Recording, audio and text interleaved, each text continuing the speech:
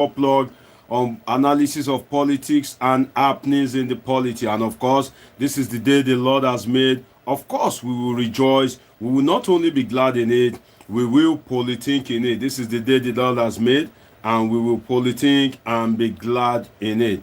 Well, Nigeria is, should I call it a movie theater? Because so many things happening in Nigeria so fast that if you are not racing with Nigeria, you find it very difficult to catch up with some of these things that are happening.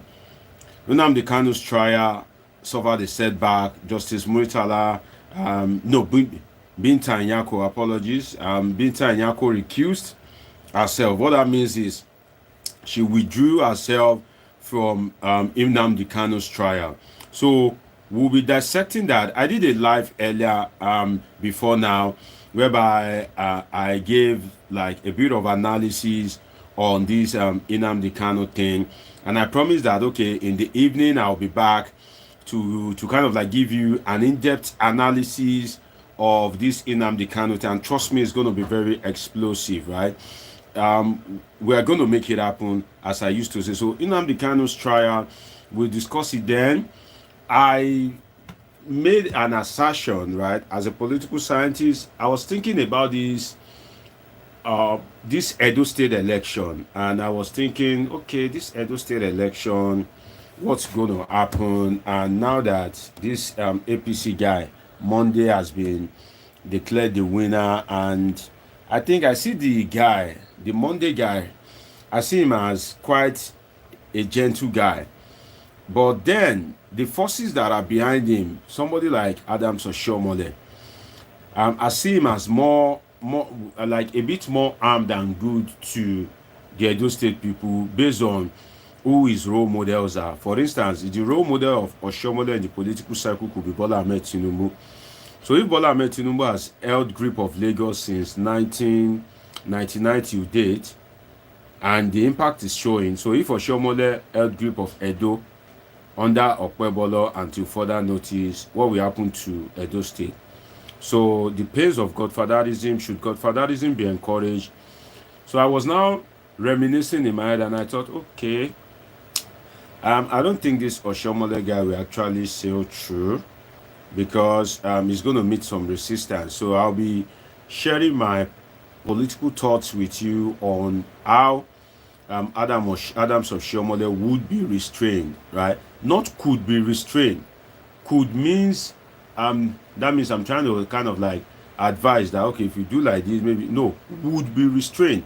That means that whether I tell them or not, it will naturally happen, it will naturally surface. But then the purpose of being a political scientist is to, should I say, assert or to prophesy, right? So this is more like a political prophecy. So I'll be looking at that. Then also I saw something about the rivers crisis. The rivers crisis, as you know, PDP is the ruling party in Rivers State. So if a ruling party now says is not going to participate in a local government election, and we all know that local government election is always an icing on the cake, a piece of cake for the ruling party, you know. I don't know who just liked this video, but God bless you for liking this video. If you are watching me, please try and show some love. Try and like this video. I can't say it enough that if you are coming to a platform like this and maybe you feel you benefit something and you like this kind of platform, always try to like the video. It really helps a lot, especially when sensitive things are being discussed. You guys don't know that there's a lot of progress. If your platform never stands well, if your platform is a progressive platform that is doing something that makes sense, if the people that are benefiting from it, if they don't support you, if they are doing shakara, if they are doing big man, you know, if they paying them to like your video, at the end of the day, if the forces of darkness overrun that your platform, you already have the knowledge, is with you. But those that are benefiting from that knowledge, those that are gaining from it, they will have nothing to give. And a lot of people, maybe later when many of my viewers come on board, they will testify to it that in terms of maturity, this is the platform to be, and there's no way you won't come to this platform and you won't gain, because what I'm doing is not maybe I'm a follow. No, this is my thing. This is what I'm trained for. This is what I studied in different continents in. So when you are doing your thing, it's different from maybe when you do follow or something like that. So when you're on a platform like this, always try your best to contribute in any way you can. And MLR3, greetings from MLR. I think you are watching me for the first time, right, MLR? Because I've not seen that name before, and I know my regular viewers. MLR, you are watching me for the first time, right? If you are watching me for the first time, please take a moment to click the subscribe button. Let's try our best to grow the platform as best as we can, so that the forces of darkness, people that don't like the truth, so that they won't be able to overcome us or bring us down. It's very important. Okay. Shout out to you, MLR13. Then Lord Lucas, good to have you, sir. Good to have you. God bless you. Then Fisayo Majekodumi says, even from here, 7 Sisters London, not everyone knows where the likes are. Okay. Oh, Fisayo Majekodumi, I agree with you, because I remember while I was studying for my doctorate, there are some people that came from Nigeria that they don't even have an email. So I agree with you, Fisayo. The level of technological exposure in our climate in Africa is not really as it's supposed to be. But then it's good for them to kind of learn, right? Just to learn and have an idea of where it is, so that they can support the platform. So a lot of things to discuss today. A lot of things. Nigeria is a theater where different kind of things happen. So this Nnamdi Kanu case, I have my notes ready, and trust me, we're going to make it happen. Then I also have something to say on the Edo election. That is how Oshiomole will not become a godfather. So if you are watching me, well, it's a blessed day to be here. And of course, this is the day the Lord has made. We'll politic and be glad in it. So I'm thinking of tagging today. Should I call today Igbo Day? Because I'll be talking about this Biafra. I'll be taking you back history lane. I'll be giving you some things that you need to know, and maybe some that you don't know at all. Maybe some that you've never heard of at all. I'll be exposing them to you. So maybe I should call this Igbo Day, because I would like to hear from some of our Igbo brothers, some of our Igbo sisters, what they feel about this Biafra thing, what they think it is, and do they truly want Biafra, and does this Biafra thing, does it resonate with them? And if no, what do they want? What do they prefer? And how do they see their current status in Nigeria as a country? Some of you already have the number, but if you want to, let's say, if you want to call me now, you can indicate interest. I will call the number out so that I can hear from you. What do you think about this Biafra thing? Okay, what do you think about this Biafra thing and this Edo issue? Okay, the number is +5513 WhatsApp only, +5513 99 Fidelis Michael, God bless you, sir. Great to have you today on Politic with Omoshola Deji. God bless you, my brother. Great to have you. So +5513 99 6361. So if you are an Igbo, or even if you are not an Igbo, so far you are a Nigerian, do you think there's justice for the Igbos? Do you think there is marginalization? Feel free to call in. I would like to hear from you what you think about this Nnamdi Kanu's trial. I'll be discussing it and I'll be making some profound assertions on it. Like I don't come without my notes, right? So I have my notes here with me, and I'll be giving you some very in-depth analysis as regards it. And some of you that are my regular viewers, you know how we do it, right? You know how we make it happen. So there's one thing that I can say, that which is, if you like this platform, right, always like the video, always drop your comment, and try and introduce it to people that you know.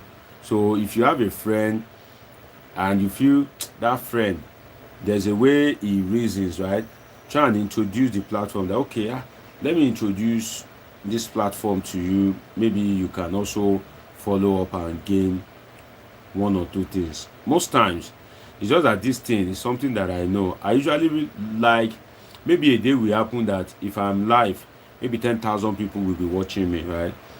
Then all the cells in my head will be let loose, because you want to kind of like go all out. But then I still go all out because I cherish each and every one of you. I don't joke with my viewers, and definitely every video I make is an history in the making, right? And every video I make can actually be transcribed later. Every video I make, one day the children that I born will see it, my grandchildren will see it, my great-grandchildren will see it. Imagine them watching a video like this if this Biafra thing still persists, maybe in the next 50 years. So even by the grace of God, I'm still alive. It will be interesting for me to be looking at my young self as I'm talking now, and what my assertions are as regards, Biafra agitation. And one thing is, here is the platform of truth. We are not biased. We just say it as it is. It is a bipartisan platform, and I make my assertions not because I want to support anybody, but because according to my training and my conscience, that is how I make my assertions on this platform. So this Biafra issue has been going on for long, right? It has been going on for so long, since 1967 to 1970. So if something has been going on from 1967, if something started 1967 was when the war took place. But this Biafran issue has been coming back and forth bit by bit since like 1963. Now we are entering a political master class now. We don't have to have a full class, right? I can't be waiting for people, so we don't need to have a full class. So let's say if I'm a lecturer and I want to come and teach, if I enter class, I'll start teaching. That's why some of you will notice that if I come on live, I don't usually have time to play song. I don't usually have time to be, should I say, rigmaroling, if I can use that word. Once I start, that's me for you. So this Biafra thing, since 1963, it has been on back and forth. I think that was, the first coup was in 1963, I guess. I stand to be corrected. So there was a coup that they tagged is it Edo coup or something. So this alleged marginalization by Hausas and Yoruba. First, let me explain something to you. And don't take my word for it. Do your research. Anything I tell you, I always advise you, right? My polythinkers, don't see me as a Superman, okay? You can respect me that, oh, this man is trained in this thing. Fine. Respect is different. But don't be like Nigerian pastor and their congregation, that anything the pastor says, they will just take it hook, line, and sinker. If the pastor says, even there are some churches that if the pastor says Jesus is not Lord, they will believe that pastor. So me, I don't encourage you that anything I say, you just take it. No. Don't just take it like that. Do some research. So, thank you, Fidelis Michael. First coup, 15 January 1966. When this coup, first coup, when it occurs, see, in Nigeria, Don't take my word for it, do your research. Every ethnic group try to outrun each other. It's like a race, it's like a contest. Every ethnic group wants power, but then no single ethnic group can do it alone. So every ethnic group usually find an ally. Every ethnic group usually try to align. You understand me better now. Again, in Nigeria, the three major ethnic groups, Hausa, Igbo, Nigeria has about 250 ethnic groups, but there are three major: Hausa, Igbo, Yoruba. But like I said in the afternoon, except my teachers were wrong. They said Hausa, Igbo, Yoruba, but now they usually say Hausa, Fulani. That's what we usually hear, that Hausa, Fulani. So when Fulani attach themselves and make themselves relevant, maybe I don't know, maybe in the course of my growing up, because before it is Hausa, Igbo, Yoruba, but we can say because the Fulani are very aggressive, because the Fulani are very domineering, and there's this kind of like some are there to this religious fundamentalist kind of perspective that the land, every land or something belongs to, is it Usman Dan Fodio or something like that. You know, some of you know some of these assertions that they believe, oh, that is this their inheritance. You know, if you look at this Usman Dan Fodio, the Jihad, when they fought that Jihad, they really captured so many places and turn it to their own, that they gain dominance of those places. For instance, if you look at this Ilorin, you remember the story of Afonja. This Ilorin, that part of Ilorin was naturally Yoruba land. But then when they are fighting this Jihad that they call Holy War, so they penetrated Ilorin, and you want to imagine that, okay, sometimes when they are fighting Holy War, how does Holy War, let's say propagation of Islam, how does it now transcend to taking people's land? For instance, the Christian missionaries, when they came, they didn't take people's land. They can easily annex themselves. Lands were taken by the colonial masters. The colonial masters, some of these Christian missionaries came during that time too, but the people that really took the land were the colonialists. But when they are fighting all these jihad or something like that, if they conquer a place, rather than to leave the people that are still in that place, to leave them to be the owners of that place, to just propagate the Islam to them, just as the Christian missionaries, just as the way they did, that when they came to Yoruba land, Yorubas are still the occupiers of Yoruba land. They just propagated Christianity, and Christianity thrived based on the conviction that they were able to give that it is not good to kill twins. For instance, some of you will remember Mary Slessor. Yeah, it's not good to kill twins. Don't kill twins. That twins is not an oracle. No, they are human beings. So they begin to give people biology lecture that, okay, if you have intercourse with a lady, there's a way that your semen can germinate in such a way that it may strike two eggs and it will produce twins.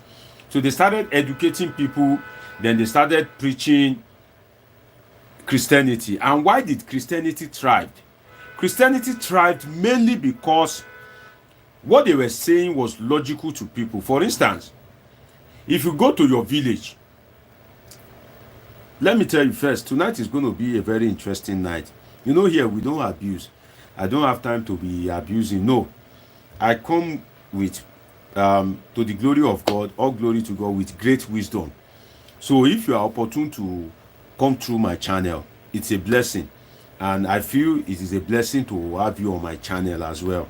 And that's why I usually tell people that they should subscribe so they don't miss out on my channel. But if you are my returning viewer or you are a first-time viewer, if you have not gained anything, if you don't gain anything from my platform, unsubscribe, go. If it's possible to block me or delete me, go. You understand? Because I come with great wisdom to the glory of God every time, and I believe that It's good to impact. You understand? It's good to impact. Don't be greedy. You know this thing. Political education is lacking. Then you keep it to yourself because why? Government did not give you scholarship. Then you say, now their papa send me go school. No, life is not like that. Okay? If you give knowledge out, definitely those people will use it. Even if they don't remember you, God will always remember you. So when what do they call it? The Christian missionaries. Do you know why Christianity thrived? Let me tell you something. Christianity thrived because of the logicality in the argument of the Christian missionaries. If you go to the oracle in your village and you give the oracle in your village one chicken, you just give it, and they cut the neck, and they sprinkle the blood on something where everywhere is smelling, and they say, oracle, Fidelis Michael has not done anything for me, oh. He has not wronged me, oh. And I go there and I say, oracle, Fidelis Michael has wronged me. He is the one that said I should come and give you this forbidden thing that you don't eat. Oh yeah, go and help me, help me keep him alive. I'm just saying it the opposite way. The oracle, if you are an oracle, you are supposed to see beyond the eyes of man. Can't the oracle see that Fidelis Michael has not done anything wrong to me? Can't the oracle see that Lord Lucas has not offended me? It's an oracle. That means it has supernatural powers, right? Can't the oracle see that MLR 13 has not done anything wrong to me? If I now tell that oracle, say, go and help me keep this person alive. I don't want to say the other one. You won't die in Jesus' name. Not now. The oracle will just stand and go and be pursuing innocent people that have not done anything wrong. Then you want to imagine that, you this oracle, have you been looking for somebody to kill before? Maybe you are an oracle. You are supposed to see that, Fisayo Majeko Dumi has not done anything wrong. But that oracle that you give just ordinary chicken blood, will go and be doing different things, different bad things. That is why what the Christian missionaries were saying, that is how some of our people were to be convinced. Because if you pray now that in Jesus' name, Fidelis Michael, die, now lie. Because Jesus has seen that. What are you saying Fidelis Michael should die for?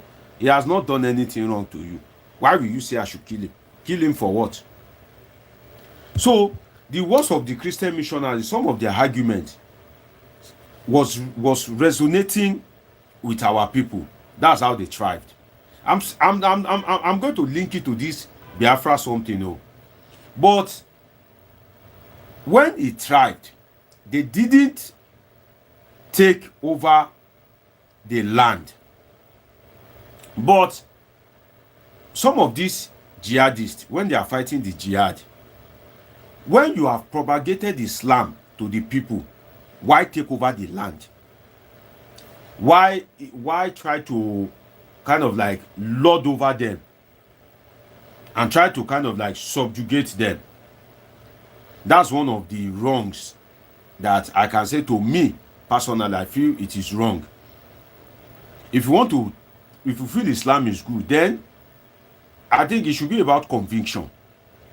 Believe in the prophet. This is what the prophet can do. This is what is good. This is what is right. Don't try to force that, you must believe in the prophet. No. Try and convince. So, for Biafra, when that coup happened, it has been happening that hatred has been coming back and forth. Then in 1967, the war broke out. There's something called Aburi Accord. Aburi Accord was the peace talk. I think Gowon and Ojukwu, they went to one country like that. I've forgotten the name. It's an African country. And they both signed. Like it was an accord. They called it the Aburi Accord. They signed. But I think when Ojukwu got back, I don't know who breached the subject, whether it is Ojukwu or Gowon. But before you know it, the war started. You know, I told you that in Nigeria, these three major ethnic groups, to be sincere with ourselves, all the three major ethnic groups, when we gain independence from Britain, all the three major ethnic groups were greedy. Igbos want power. Yoruba want to dominate. Hausa Fulani too want to dominate. It was that strive for dominance that led to what they call that Igbo coup. Right? Now, the Hausa Fulani dominance is still, you can still see it in them. Yoruba too, they are not willing to let go. What they are doing now is pari passu. Oh yeah, give me. Oh yeah, you have used it. You know when we are young, if you buy lollipop and you have a good friend that you used to eat his food too, if that friend lick lollipop, you say it's okay, give me two, you two you lick. Then you pass it to your friend. You say no, no, don't cheat me. Oh yeah, give me two. That's how Yoruba and Hausa Fulani have been passing the goodies in Nigeria, like lollipop. You understand? You know that sweet? Hey, chupa chups. Chupa chups. Some of you will know chupa chups. That's how they've been passing Nigeria. Nigeria is like chupa chups. Yoruba will lick small. You pass it to Hausa. Hausa will lick small. You pass it back to Yoruba. That's how they've been doing leadership in Nigeria. Since that Biafra coup, since that Biafra war, you will notice that in Nigeria, what has been happening is Yoruba will pass it to Hausa Fulani. Hausa Fulani will pass it back to Yoruba. They have stylishly excluded the Igbo from the power equation. And I don't know how they have been able to do it successfully. But at start, every ethnic group was greedy. That's the truth. Every ethnic group was greedy. But when that Aburi Accord, when they didn't abide by it and everything just broke down. When the wars started, Gowon, who is like the head of state at that time, and we can say from the Hausa ethnic group, then I don't think there's Fulani much. So let me just say Hausa. From the Hausa ethnic group, Hausa couldn't have done it alone. It's not possible. There's no way. Look at the equation, even till date in Nigeria, till now in Nigeria. If you look at the presidency, if somebody wants to contest for president, you must have another person supporting you. For instance, Bola Ahmed Tinubu now, Yorubas, Hausa. During Buhari presidency, Yorubas, Hausa. Obasanjo presidency, Yorubas, Hausa Fulani. Like, you can't thrive alone. You must drag another major ethnic group. You must drag them, follow you, follow body.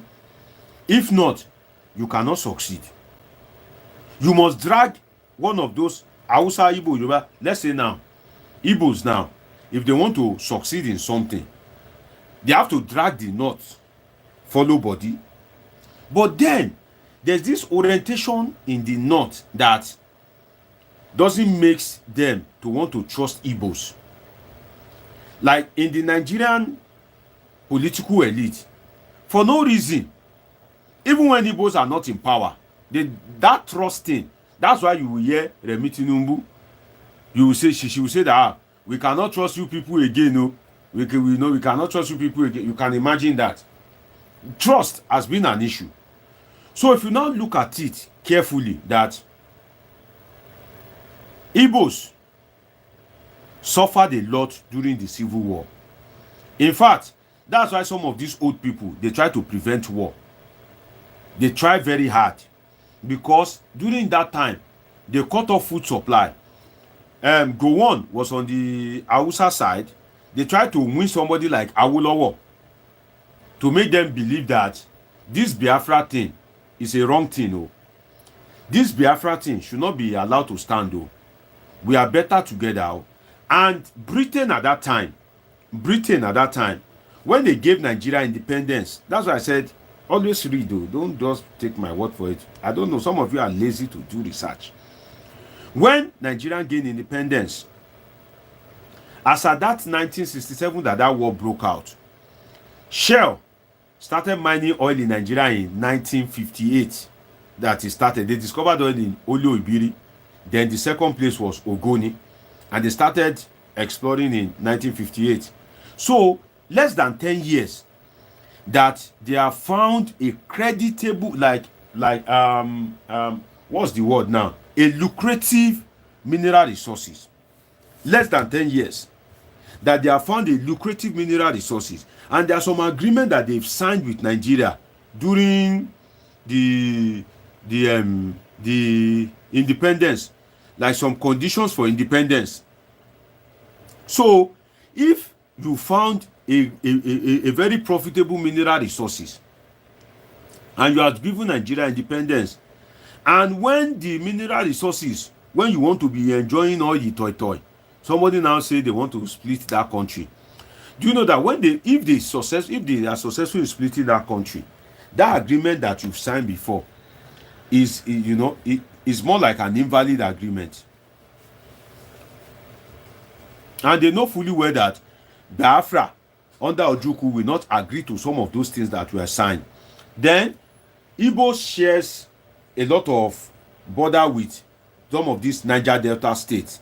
You see that in Rivers, they'll say there are some Igbo people there in Rivers State.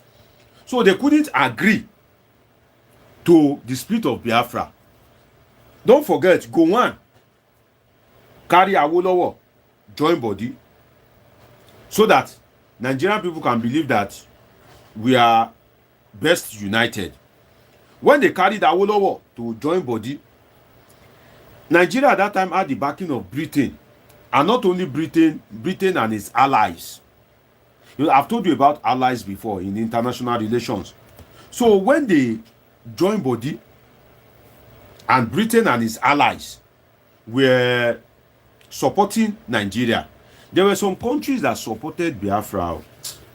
Maybe so. I can't remember. There are like 3 countries that believed in Biafra and they supported Biafra. You understand? Willie, God bless you, my brother. God bless you. I see you, Willie. So there are some countries that support Biafra, that believe that Biafra should be actualized, but there are not many, like 2 or 3 or 4.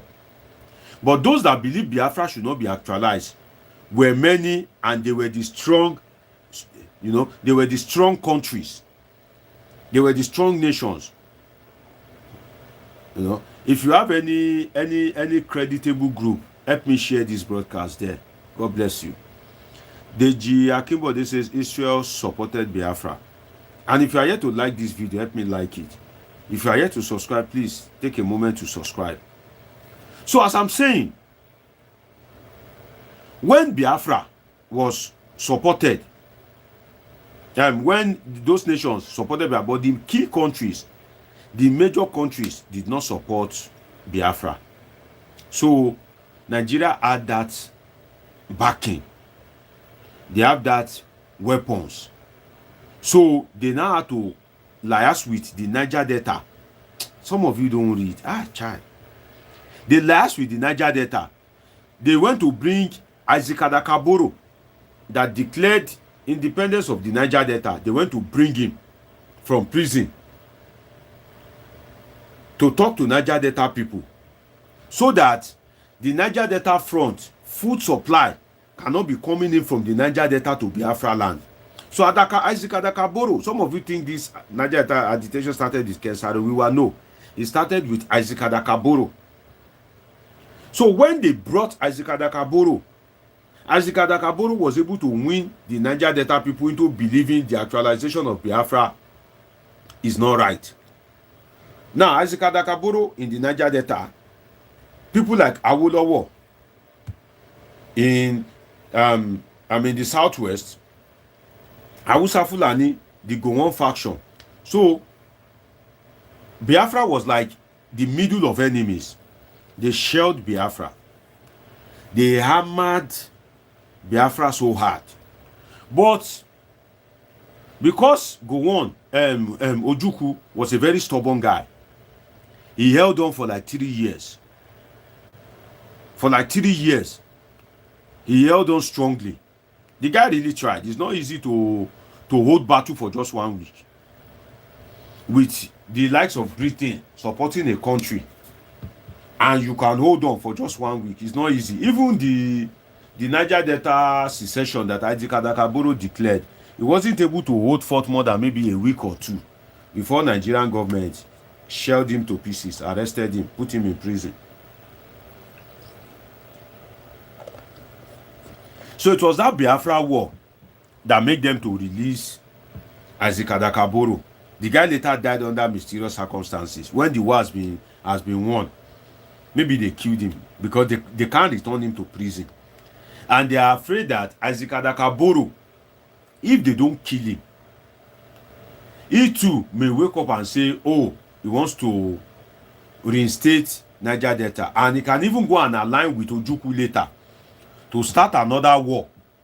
That once another war starts, so it will now be Niger Delta as a country, Biafra as a country. That will be overwhelming for Nigeria. So, and they've identified Adikadakaboro as the major figure that can actualize that. So that's why if you read your history book, Adikadakaboro died under unexplainable circumstances. You can't really say this is how he died, but there's some mystery behind his death. That's why, it's not safe for a platform like this, but we political scientists believe that government is also a killer. Government is also a killer. Government kills when necessary. It's not only Nigerian government, all government, they kill when necessary. Even, is God not a killer? God himself, God that created heaven and earth, is also a killer. God kills when necessary. He perished Sodom and Gomorrah. He perished Pharaoh in the Red Sea. That is killing. So God himself that created heaven and earth is a killer. No, if God can be a killer, not to talk of government. They say after God na government abi. God is a killer. Government is also a killer. Government kills when necessary. So when that war, when it started, Biafra held on very, very strongly. Ojukwu tried, but then they had to give up at some point, because some of you, if you Google it, you see the picture. Wherever you see a baby, you only be seeing skeleton as a result of hunger. Then they now declare no victor, no vanquish. It means say you know be loser. Me too, I no be loser. Oya may we settle. You understand? If this Ukraine war continues, Russia-Ukraine war, that's what will eventually happen. That's why they usually say dialogue. Because if you fail to dialogue, after the war, you still come back and dialogue. That's why they say it should always be jaw, like let's dialogue. Because if you go and read this, if you go to war, and both of you have equal might, you now go kill yourself to some extent, so now go still come back to that round table to settle, to dialogue. So when this Biafra issue, they now said, okay, no victor, no vanquish. Make the thing go like that. You no lose and no lose. You understand? You no win and no win. You lose and lose. You no lose and no lose. Make everything just go like that. Maybe you say it don't set. You understand? Jess Danjuma say Isaac Kadaboro. No, it is Isaac Adakaboro. Isaac Adakaboro. I've never heard this your Kadaboro before. No. Isaac Adakaboro. Isaac Adaka, that is Adaka, I think. Is it that Ka or Ca? Isaac Adakaboro. So when Nigeria actualized his aim, Isaac Adakaboro too, the guy, he go. Just so that Nigeria can be kept together. I'm saying this is so that some of you will know the extent at which the existing structure of Nigerian state can go at length to make sure that Nigeria remains together, but then injustice is still prevailing. So when the Biafra war, when it left, some people like Obasanjo participated in the war, people like Buhari participated in the war, people like Theophilus Danjuma participated in the war, people like Guzo, you know, some of you know Guzo, participated in the war. Because all these people, they are subordinate to Gowon. And Gowon have said, Obasanjo have said it, I've heard it on the public forum that he said Gowon sent him to war. But he doesn't want to go to war again. No. That Gowon sent him to Biafra war. Even Buhari participated in the war. And some of these people, because of that 1963 coup, that hatred, we don't dey. Some of these Hausa Fulani, they were in the war. They kill anybody, they shell anybody under the guise of na Nigeria send us. You know, say now, no be say na, for instance now, if people hate Igbos and you give them the uniform of Nigerian army to go to Igbo land to fight, you know, say they are wearing that army not as Hausa or Yoruba, they are wearing it as na Nigeria send us under Federal Republic of Nigeria, so they just do anyhow. So after the war, it was now, you know, it was now kind of like uneasy to provide the equality that Gowon was asking for in the civil service. Some of all these appointments, so I said Gowon, Ojukwu was asking for, was still not given. But then Ojukwu was getting tired. He has tried his best. He's a tired man. You understand? And maybe Baba wasn't having intercourse regularly before. After he married Bianca, you know, beauty queen, maybe Baba started having intercourse regularly. So bone don't weak. Baba just, you understand, gave up. But one thing you need to ask yourself is, when this war started in 1967, how old is Nnamdi Kanu? When this war started in 1967, how old is Simon Ekpa? So you want to ask yourself that, why has this war failed to end in the true sense of it? If Nnamdi Kanu was just a small boy in 1967, if Simon Ekpa was yet to be born in 1967, why did they now grow and take up this battle? Why they did that is the injustice that bettered the war, what they read in books, the story they are being told in their villages while growing up, they are still seeing that injustice. Let me give you an example. There was a time I was in Lagos and I was at Ladipo to buy spare parts. I was now speaking with an Igbo man. The Igbo man now said it is customary for them to first build house in the village first, even though they are living in Lagos. That even though he's living in Lagos, that he first built house in village first. And I said, why? That at least the house rent in Lagos. He said it is because of what happened during Biafra. That during Biafra, before Biafra, Igbo people have already settled down in Lagos. They have seen Nigeria as one. That when Biafra started, some of them sold their house. Some people took over their house. That some were kind to give them back when the war ended. Now, after the war, when some of those Igbo people came back and said, oh, my house, that in fairness to Yoruba, according to the man, he said in fairness to Yoruba that most Yoruba people were nice to give them back their house because they know that they are the owners of the house, that when Igbos came, that in fairness to them, but some people did not give back their house. And when the war started, they thought that is the end, that Biafra will succeed. So some people sold their house at less to nothing. Let's say today now, God forbid that a war starts and you have a house that is worth 500 million naira. The house is fully furnished. modern fittings. The worth of the house is 500 million. God forbid that something now happens. You now sell that same house. You now sell it for, let's say, 5 million. See the difference between 500 million and 5 million.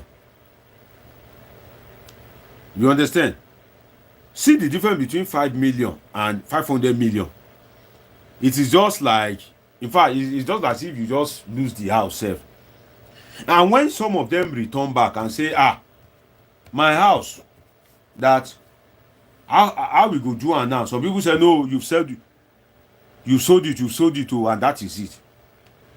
But some people were kind to give them back the house. So the man said since then, it has been a culture among Igbo people that because nobody knows tomorrow, that once you have money, you have to build in your village so that even if Nigeria split, Biafra land is Biafra land. Those houses will still be there. Even if they shoot gun, even if they bomb, it is not all the house that they will bomb. So those houses will still be there. So that is a way of minimizing loss. You know they say once beaten, twice shy. So it's a way of the Igbo people planning ahead to minimize loss.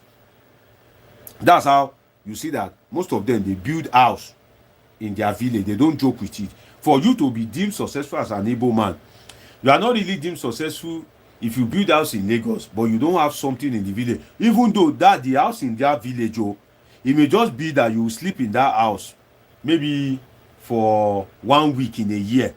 But that house, nobody may even be there, but that house must just be there. It's because of Biafra. So if Nnamdi Kanu was a very young boy when Biafra occurred, if Simon Ekpa was yet to be born when the Biafra war, when it occurred, but they grew up hearing the story. The story that they were hearing was corroborating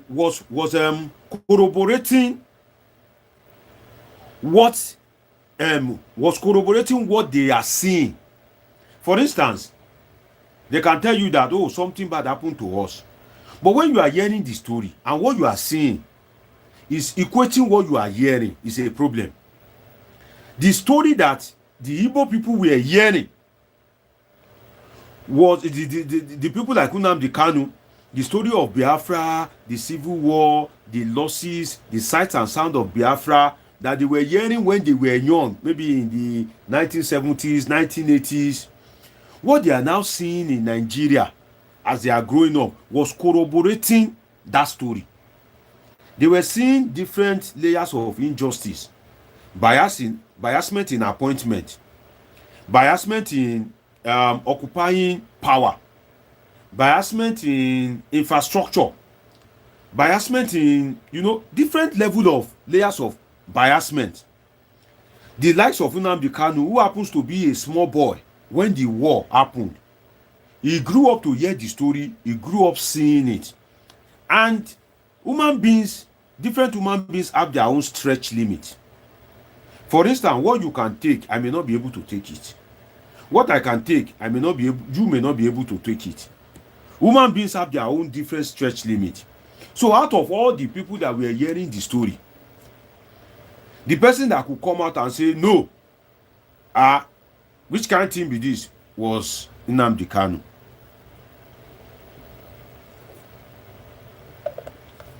If you are on this platform and you are enjoying me, please always say a prayer for me too, because it's not everything that I say on this, it's not everything that I come to say on this platform. There was a video that I did. Somebody went to my LinkedIn to write me. I was just laughing. They were using foreign profile. I was just laughing that all these agents of government, some of them are very stupid. They don't even know the right approach. Like, you see that some of them are not even well trained. You are writing me, you don't know that I will know that this one, the way you are writing me, you think I don't know you are in Nigeria, even if you use foreign profile. Even the profile itself reads, all the profile reads error. I can point out the error. So the degrees that you claim you have, looking at the profile, I can see the errors there. I know that, no, this one are local brats. But then, if you are bipartisan and you are saying the truth, you have nothing to be afraid of. You know? So, if you are watching me for the first time, do well to subscribe, okay? So, of all the people that were hearing the story, it was Nnamdi Kanu that has that short, short fuse, if I can use that word. He couldn't take it. He's like, no.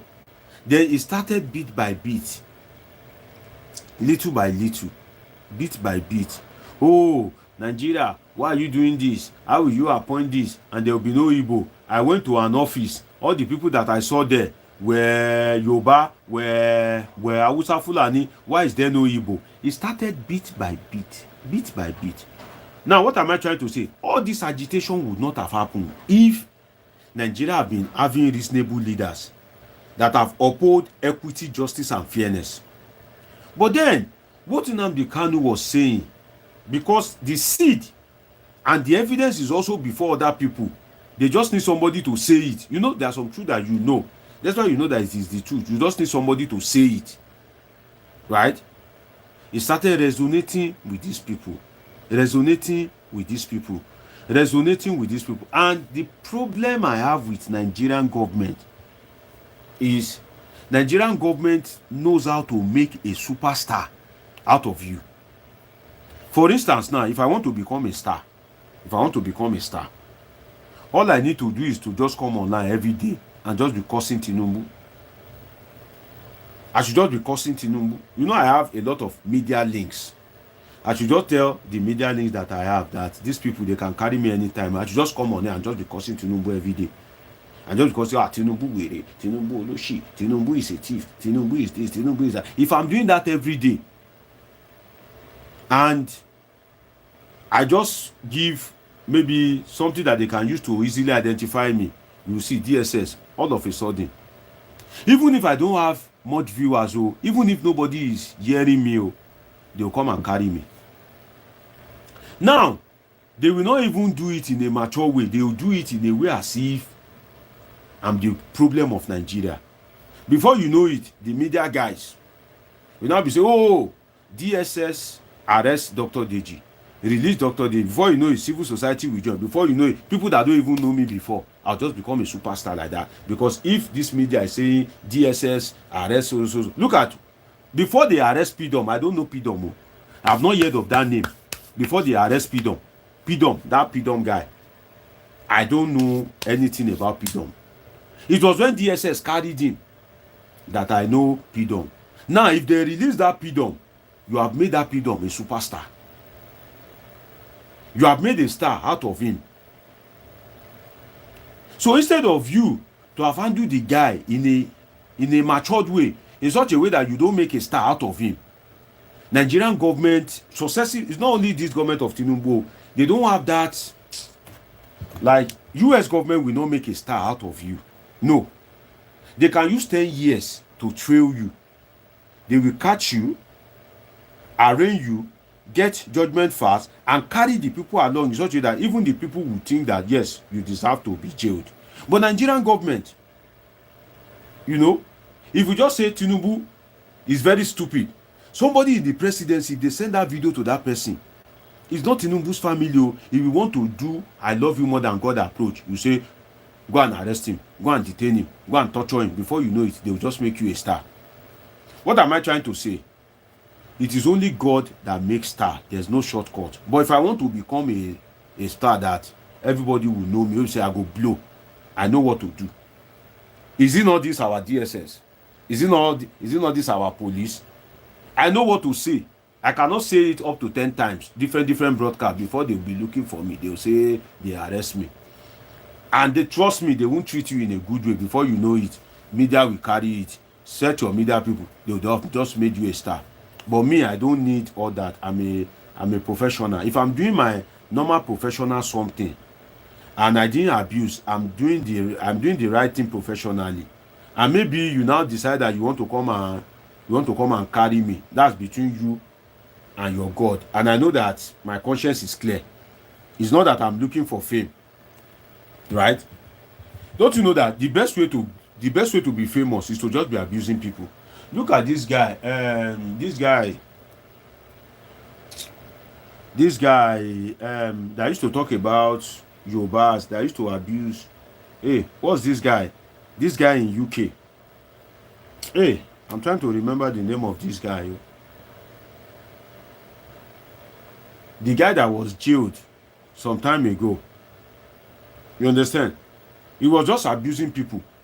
So one of the ways to be popular is just be abusing people. Just be abusing. Before you know it, everybody go know you. But I don't want everybody to know me in that regard. That's why I cannot just be abusing people. No. So Nnamdi Kanu, all these things, when it started like play. And unfortunately, he was able to point out some certain things that started resonating with these Igbos. It started resonating with them. Then Nigerian government made him a superstar. When you think somebody has done something wrong and they say, and you arrest him and you take him to court and they say, court says release him. That's how Nigerian government make people superstar. You went before the court. You state your case. The person you arrested has stated his case. The court in his wisdom says release him. Nigerian government will still detain you. When the court have said release him. Before you know it, people will see that person is not, will be thinking that person is suffering persecution. And before you know it, that person will gain public sympathy. Before you know it, he will become a star. He will become a star. So these things started resonating with people.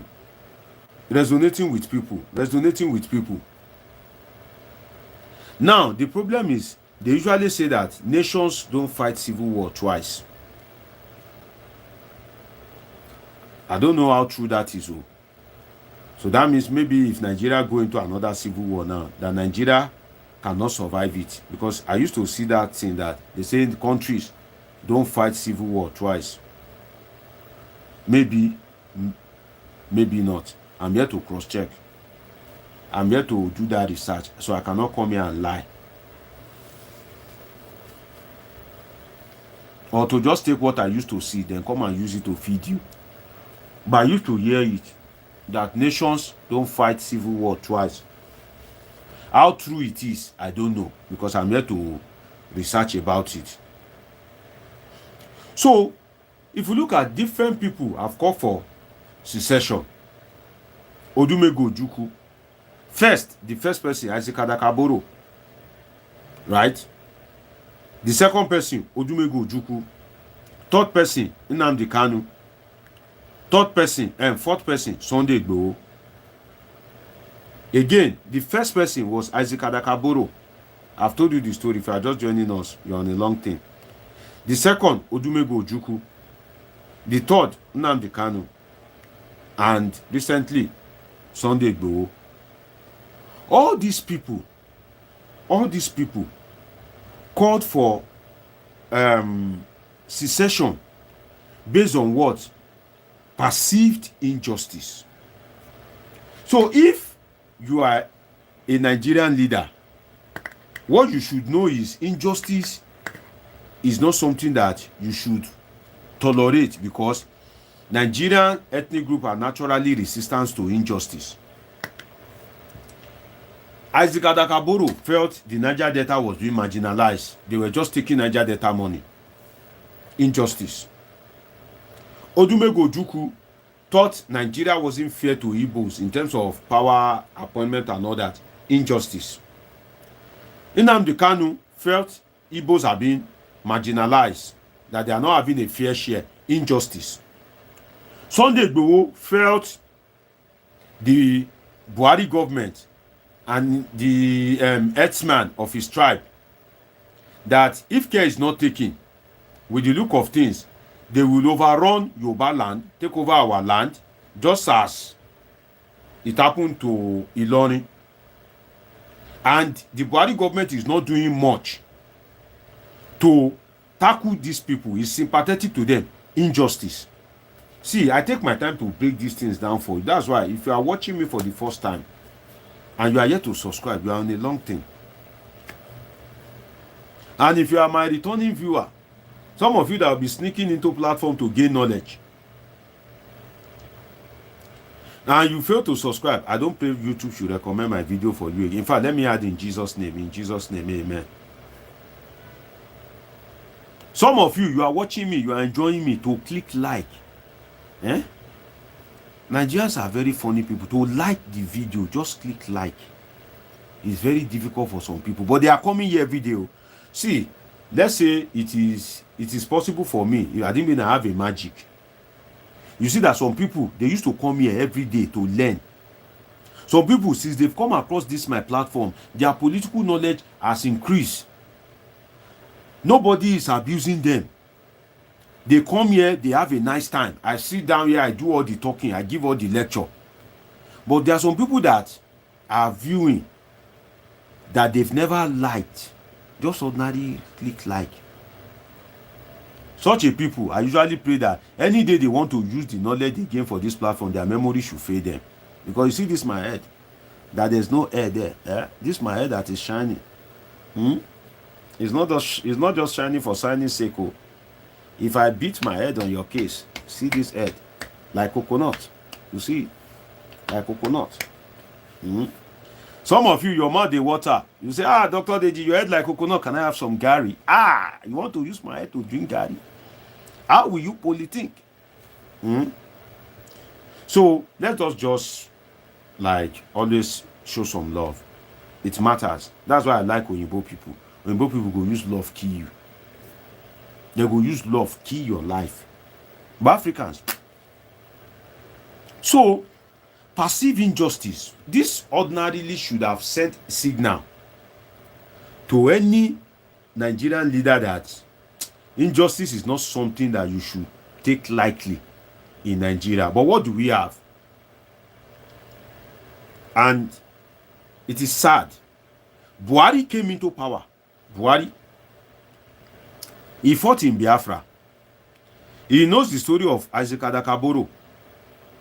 He knows the story of Odumego Ojukwu. He knows Odumego Ojukwu one-on-one. Odumego Ojukwu served in the military before. They know each other one-on-one. Nnamdi Kanu is agitating, but Buhari was still doing that injustice. Like, how can you be a former head of state and you know the history of Nigeria and you only feel comfortable with appointing only your ethnic group? Police, EFCC, military, every major thing. Hausa Fulani. If it was Showore, if Showore had won an election, or Kingsley Moralu, and he's doing that kind of thing, I can pardon him that this one maybe he has not been sitting in that seat before. So now power they shakam. Say na small boy. But Buhari, that you've been a former head of state in 1983, that you participated in. If you ask me that, one of the major things that I can say that I dislike about the Buhari presidency is that particular mistake, because it brought so much division. If it was a Showore presidency that brought such division, it's pardonable for me. I was like, okay, Showore, not just activist. Maybe he didn't even do history. Maybe Showore is a science student.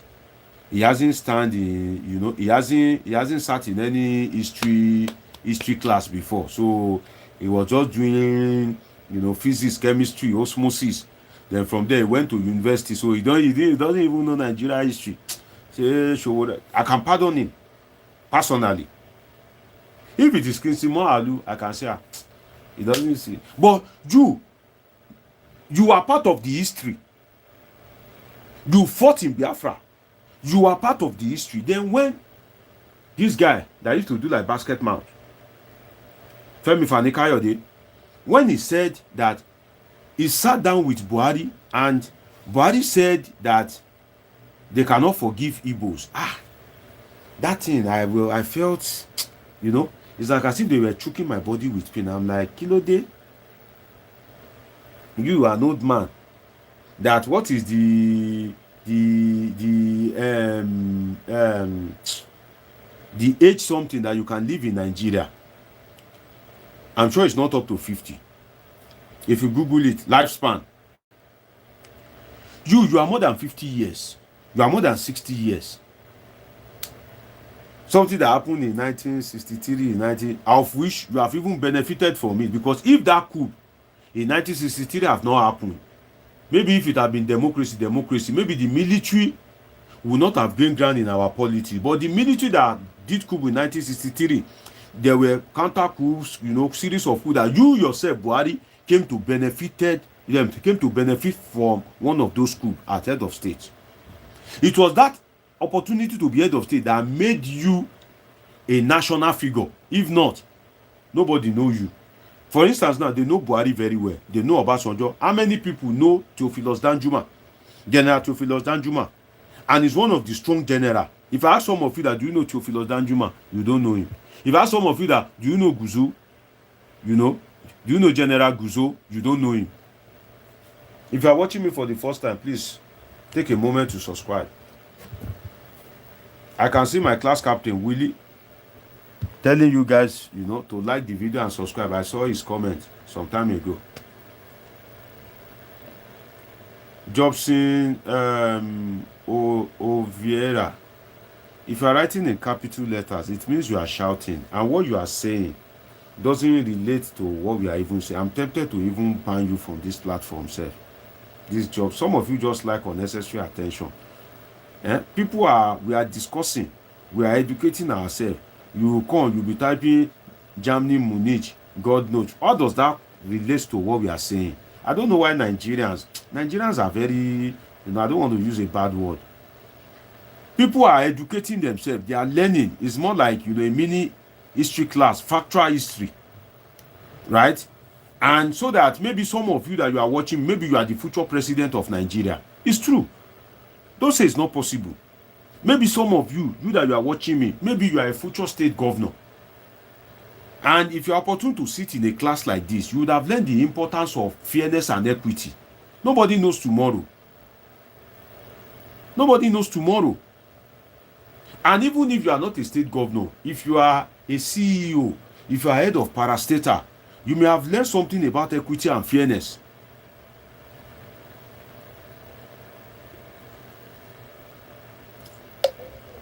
So when people are doing something that is, some people will just come and, in fact, I'm tempted to even ban you from this platform. Any little mistake, any little comma, I want to ban you, but let me just leave you. But any little mistake, I've noted your name, I will just ban you straight. Go to platform where you guys usually do irrelevant things. When they are saying A, you'll be doing Z. This one will be abusing that one. That one will be abusing this one. No. Here we are learners. We learn from each other. You learn from me, I learn from you. So don't bring irrelevant. We are talking about Nigeria, Biafra. We are learning from each other. You are bringing Germany, Munich. What's my business with Germany? I don't cover Nigeria, finish. Behave yourself. Now you don't distract me now.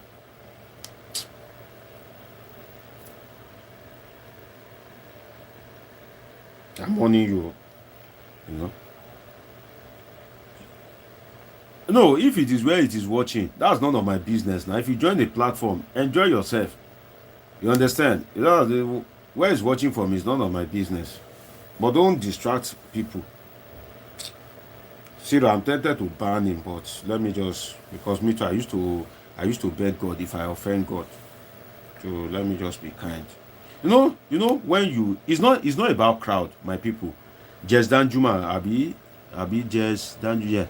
God bless you, my brother. It's not about crowd, right? It's about the impact you are able to make. We may be small, but we will be big. We are enjoying ourselves. A time is coming that I will be speaking. 10,000 people will be watching me. Go and write it down. 10,000 people will be watching me. So it's not about crowd. It's about impact. I'm not particular about crowd. I'm not doing this so that everybody can know me. No. If I want everybody to know me, I know what I'll be saying. I know what to say if I want to blow. I know what to say. I go blow. You don't understand? I go blow. There are some activism that if I participate in fully and I show face well, forget I go blow. They want to do Fearless October. If I say I want to go and join them, contribute my intellectualism, you say I no go blow, I no go blow. But I just do my thing. I'm not after blowing. No. If I'm convinced that I should join protests, personal conviction, I will join. If I'm convinced I should do anything, personally, I will do it. But not that because I want to blow. No. So I'm not after crowd. I'm not after crowd. You understand? Maybe just they enjoy ourselves, they go. If I'm after crowd, I'll be live streaming on Facebook. My Facebook is just there, right? And I have people there. But I just live stream on this YouTube. Maybe I will even start that Facebook self. So what these people were doing was donating. So any leader would have thought, oh, injustice. At least for you to be a leader, there must be a country.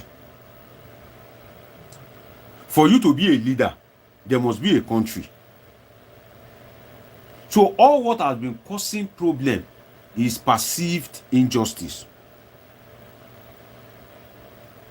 Now, you now imagine that, okay, Nnamdi Kanu has been arrested. You now ask yourself, why is he still being detained? Have you asked yourself, if Sunday Igboho is released, if Isaac Adakaboro was pardoned, why is Nnamdi Kanu's case, why is it different? Let us learn from each other. Why is it different? Number one, Nnamdi Kanu, quote me, Nnamdi Kanu is a stubborn boy. Or should I say, stubborn man. He's not willing to compromise. He's not willing to, he's too stubborn. He's not willing to compromise. And he also speaks against the existing political structure. Let me explain this to you. Let me use Sunday Igboho as an example. Sunday Igboho, we say, oh, my father, Ladoja. If he sees the kings, he will say, ah, my father, royal father, something, he will remove his cap, he will prostrate. He wasn't detaching himself from the existing political structure. He will give a broadcast and say, if Seyi Makinde will be in Oyo State, and you want to go and bring Hausa Fulani to come and arrest me, and Seyi Makinde will be looking at you, let Seyi Makinde be looking at you. He knows how to play on these political leaders' intelligence. He knows how to guilt trip them. He knows how to hoodwink them. He knows how to carry them along. He knows when to speak. He knows when to show humility. He knows when to stop. Nnamdi Kanu is one-way traffic. One-way traffic. Now, when Nnamdi Kanu said there won't be election in Igbo land, people like Ojiuzo Kalu, that is Nigeria, the existing Nigerian structure means everything to them. People like Ifeanyi Uba, the Uba brothers, people like Chris Ngige, the political structure in the southeast, you are become their enemy. And even if Tinubu want to release you, some of them will tell him that he's a stubborn boy, leave him there. We will come and be creating problem for us now. Because Tinubu released Sowore, he stops Showore's case. He back off from Sunday Igboho's case, right? Why did he not back up from Nnamdi Kanu's case? And if he fails to back off, why is the Igbo leaders, why are they not negotiating? Why are they not guilt-tripping Tinubu? When Tinubu was campaigning, what is the Igbo's leaders' political bargain? You know that if you are campaigning, if you go to another region, the leaders of that region will present some things to you. For instance, they will say, if you become president, you see this second Niger bridge issue that, this bridge, they suffer our people. If you become president, sure you go feed one for us. What are they doing? They are bargaining. They are negotiating.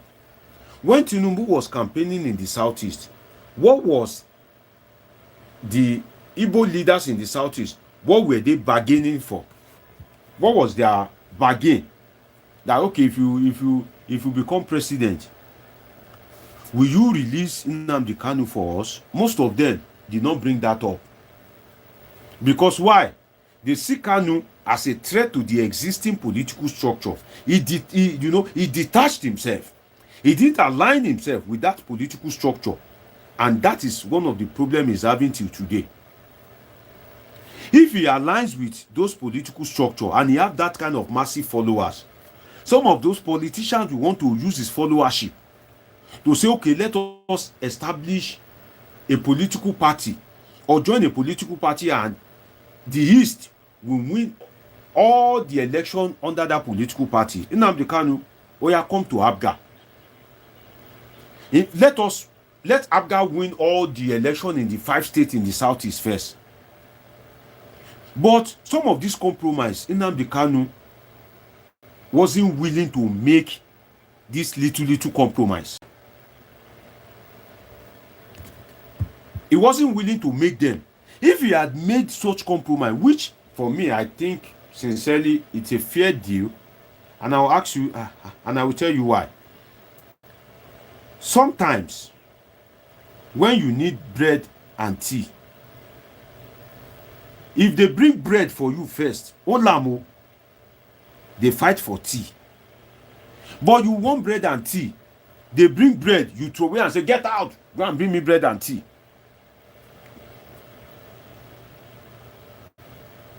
It's not too good. You want pap and akara. They brought pap first. Why you know all the pap? They sip am. They drink am small. Make akara come join. Then you had akara. You understand? Willie is begging you guys to like video. Imagine. My class captain is begging you guys to like video. Hey, Naija wahala. Wahala. If you are watching me for the first time and you are yet to subscribe, do well to subscribe. Some of you, in the next 10 years, some of you will come and pick this video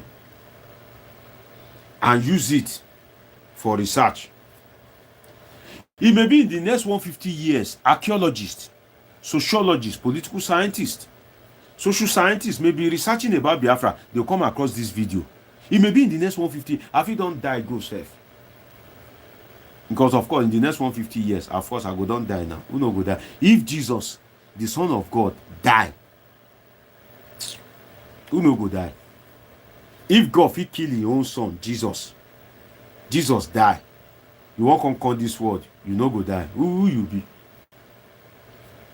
If God he kill his own son, so everybody go die. But the only thing we say, Deji go live long. Yeah, you heard me. By the grace of God. So, Kanu wasn't able to compromise. Let me tell you the power of a compromise. Let me tell you the power of compromise. Abga is more like an Igbo political party, more of Igbo extraction. Abga cannot produce a president. But ABGA can negotiate strongly with a PDP or APC presidential candidate, and they will get what they want. For instance, the 5 states in this, each state has 3 senators, three senators. So the senators of the southeast are 15 out of 100 and something. 15. That is a significant chunk. 15 senators. So out of that 15, if all the 15 are ABGA senators, the House of Representatives, maybe they now have like maybe 50 or so, House of Rep. When there are issues that you want to debate, for instance, if you want to vote for Senate President, you want to elect Senate President, 15 is a strong bargaining power. Say the ABGA caucus, 15. 15 is not an easy thing because you cannot win the support of everybody. But if you want to become Senate President and 15 are already backing you with the other support that you have, it will still give you peace of mind, isn't it? If all the states in the southeast is ruled by an Igbo-oriented political party, ABGA, they will come as a united front to negotiate their status within Nigeria. And trust me, Tinubu will listen. I'm telling you. Because why? He knows he will contest in 2027. And he needs that chunk Igbo support. Say every Igbo just the support him.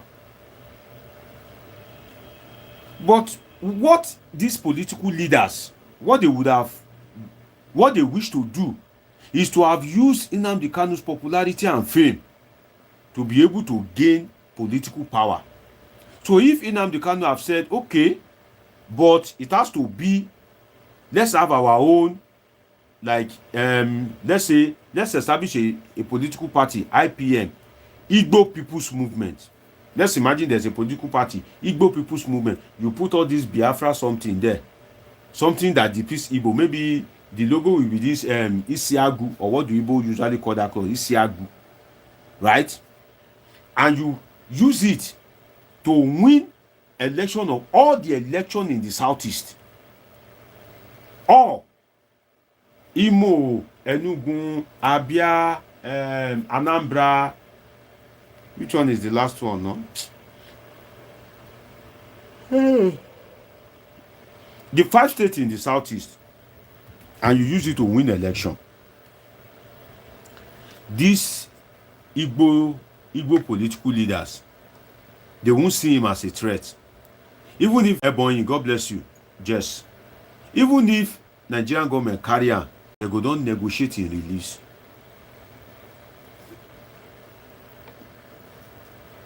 If Nnamdi Kanu is in detention, Enugu State Governor is speaking, Ebonyi State Governor, Anambra State Governor, Imo State Governor, Abia State Governor, they are speaking.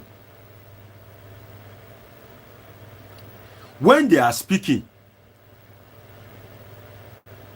that, oh, releasing Nnamdi Kanu, you think Tinubu will not listen? Or Aneze is speaking, they will, he must.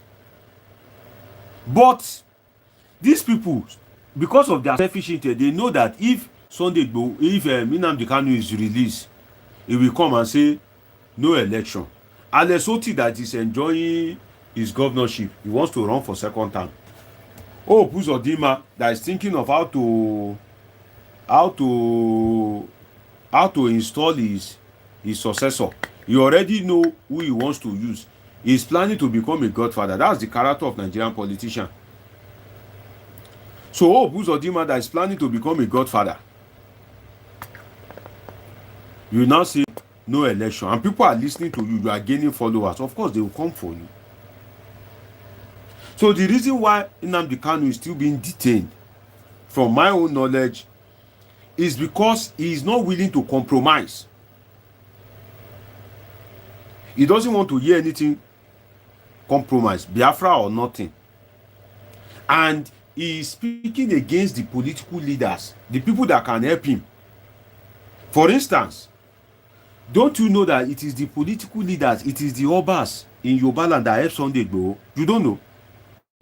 Some of you don't know. When Tinubu got there, don't you think that they would have tabled Sunday Igboho's matter before him and make Tinubu himself to realize that if this guy had not declared Yoruba nation, maybe Hausa self will not have handed over to Yoruba? That you are one of the beneficiaries of the advocacy of Sunday Igboho, directly or indirectly. Don't you think that they would have told Tinubu that? Because left for Buhari is ready to hand over to another Hausa man. You can see that Buhari didn't so much support Tinubu during the presidential something. You guys know. You know. So Nnamdi Kanu is not somebody that is willing to compromise. Now, why did Nyako recuse it? You can see the way I'm taking it. So when you are coming for my political masterclass, come hungry. Because why? You live belleful. And if you are watching me for the I think Jess is watching me for the first time. Jess, with the feel and bar, that's how we make it happen. Now, this court of a thing. One thing is, if Supreme Court gives a judgment, and Kanu is against the partly obedience to the Supreme Court judgment, can we blame him? Supreme Court gives a judgment. Everything is written in that book, but you say, you as a judge in Nyako will now say, oh, this one is just a statement in passing. In passing. Is it in a textbook? Is it not in that judgment? Was he not a judge that said it? Is that not the lead judgment? So you cannot implement one and want to implement another. As an high court, if a Supreme Court gives a judgment, what is an high court when Supreme Court is speaking? You have to follow all the letters of that judgment. But Nnamdi Kanu, with profound respect to Justice Nyako, he realized that you focus on this one, you hammer on it. But when it comes for you to see this one, you either water it down or you are turning a blind eye. And Nnamdi Kanu was like, the one wey no favor me, you dey hammer on am. But the one wey favor me, you wan water am down, or you go turn eye. Now me go see the point am for you, say no, go to page 18. Go to page 18, see this. You that you are sitting as a judge in this case, have you not taken your time to read everything that your guy has said? One of it is the offense when Nnamdi Kanu, the alleged offense that they said he committed, they said he gave a broadcast in London. If somebody commit an offense in London, can you try somebody that commit an offense in London in Nigeria? That is like a jurisdiction kind of thing. That if an offense is committed in London, you cannot try the person in Nigeria for an offense committed in London. When the Nnamdi Kanu's lawyer, when they argued that one, they quickly removed London. Nnamdi Kanu has his own flaws. Oh, you know, I said it that Nnamdi Kanu is too stubborn. I said it here, right? I said he's too stubborn. It's not like I'm favoring him. I will say the truth. You know, God bless you, Jess. He said yes, so enlightened, much love and respect. Sir. God bless you, my brother. You know, I said Nnamdi Kanu is too stubborn. Nobody so. But then you cannot cherry pick. You are reading the judgment. They said give Deji 6 strokes of cane. When it comes to give Deji 6 strokes of cane, you hammer on it. You give Deji 6 strokes of every cane. But then, when you now get a place that they say, okay, make sure Deji is given balanced diet. You are not giving me only Gari and Ekpa. Is Gari and Ekpa balanced diet? Behave yourself. Oh. When they say you should flog me, you flog me. Oh. So where is my balanced diet? That is what Nnamdi Kanu is saying. You know, I break these things down for you to the best of my ability. If they say, give Deji, say Deji cross express, he didn't use the bridge. We are now dragging it in court. And I say, the bridge, I don't know the integrity test of the bridge. That's why I didn't climb the bridge. The judge now said, because Deji did not climb it, give him 6 strokes of cane and hold him. But when they say give the 6 strokes of cane, the judge also said that, make sure you give Deji balanced diet so that Deji can grow. The cell in his body is said to grow well. Deji is a young boy. He's a 12-year-old boy. Make sure you give him balanced diet so that he won't look malnourished or that Deji is in his growing age. Some of you that you are looking me, that you are saying I'm not 12 years old. I'm warning you, I'm 12 years old. Okay? Yeah? If a woman that is 35 years tell you I'm 21, you will believe her. If a woman that is 60 years tell you I'm 45, you will believe her. Me, I say I'm 12 years. Some of you are laughing. I'm seeing you the way you are laughing. But if they say give Deji balanced diet, you are now reading what your guys have said, which is the Supreme Court, when they say for failing to cross the bridge, make sure you give Deji 6 strokes of cane. Then you bring out cane. Eat twice. You give me that 6 strokes. He enter body. I can't they look you. And they will say, well, I don't chop the cane. No wala. Bring my balanced diet. Make I take recover. Make I take cool down. You gonna give me Gary? If now you no go crazy. I will like, when they say you should flog me, you flog me. Now to give me balanced diet, why are you giving me Gary? That's the example I can use for this Nnamdi Kanu something. That justice in Nyako, you cannot cherry pick what to obey.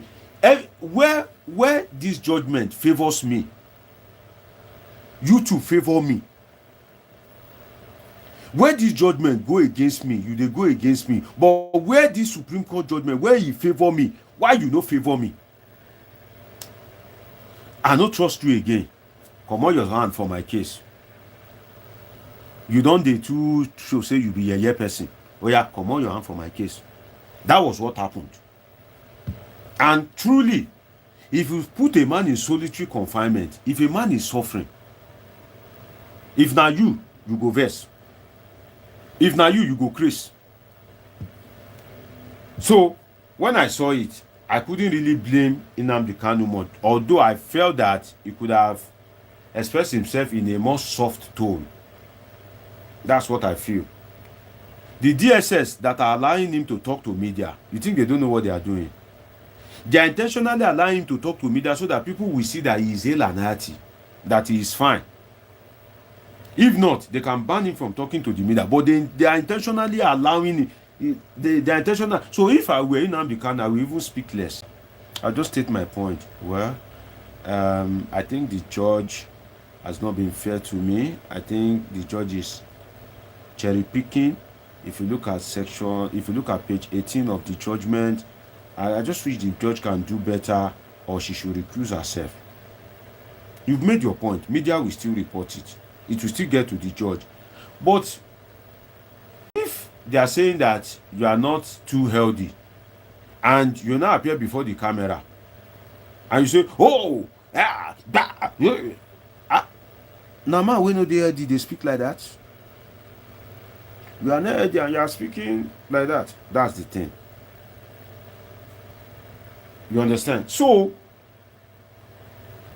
why will Nnamdi Kanu? Why will he not be angry? He wants holistic implementation of the Supreme Court judgment, and I support it. Now, let us look at it from another angle. Let's politique from another angle.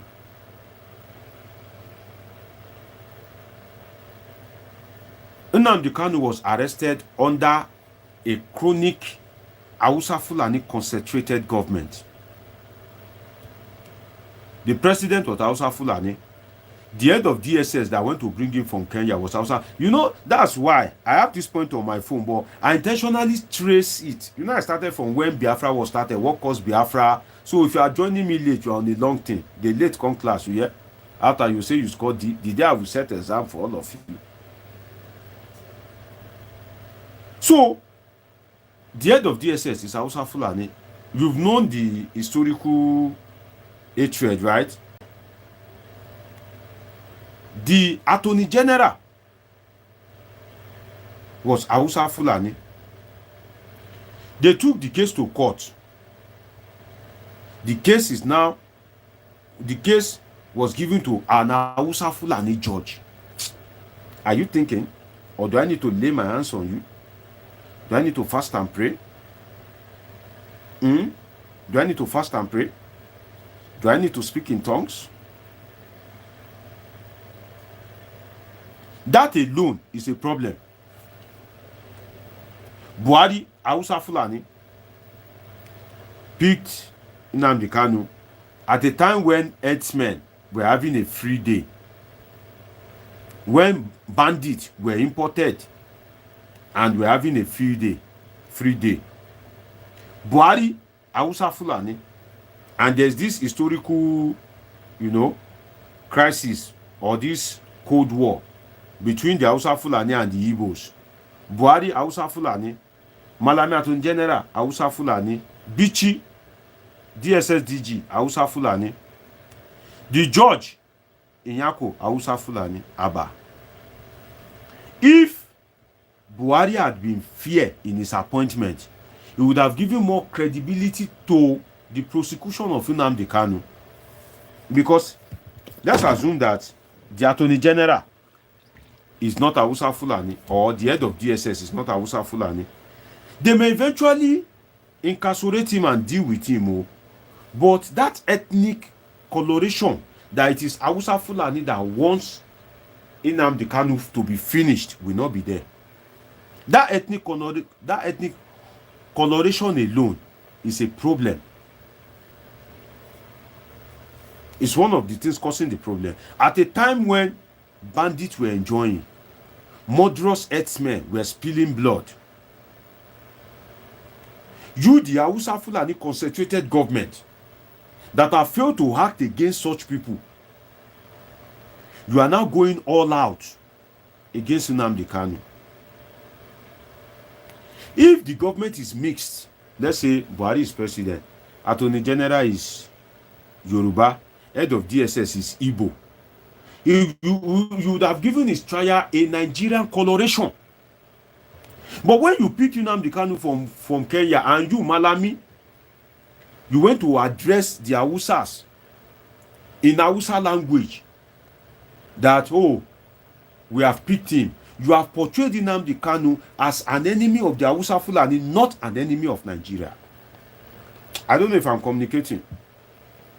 If I'm communicating, let me hear you in the comment section. Am I communicating?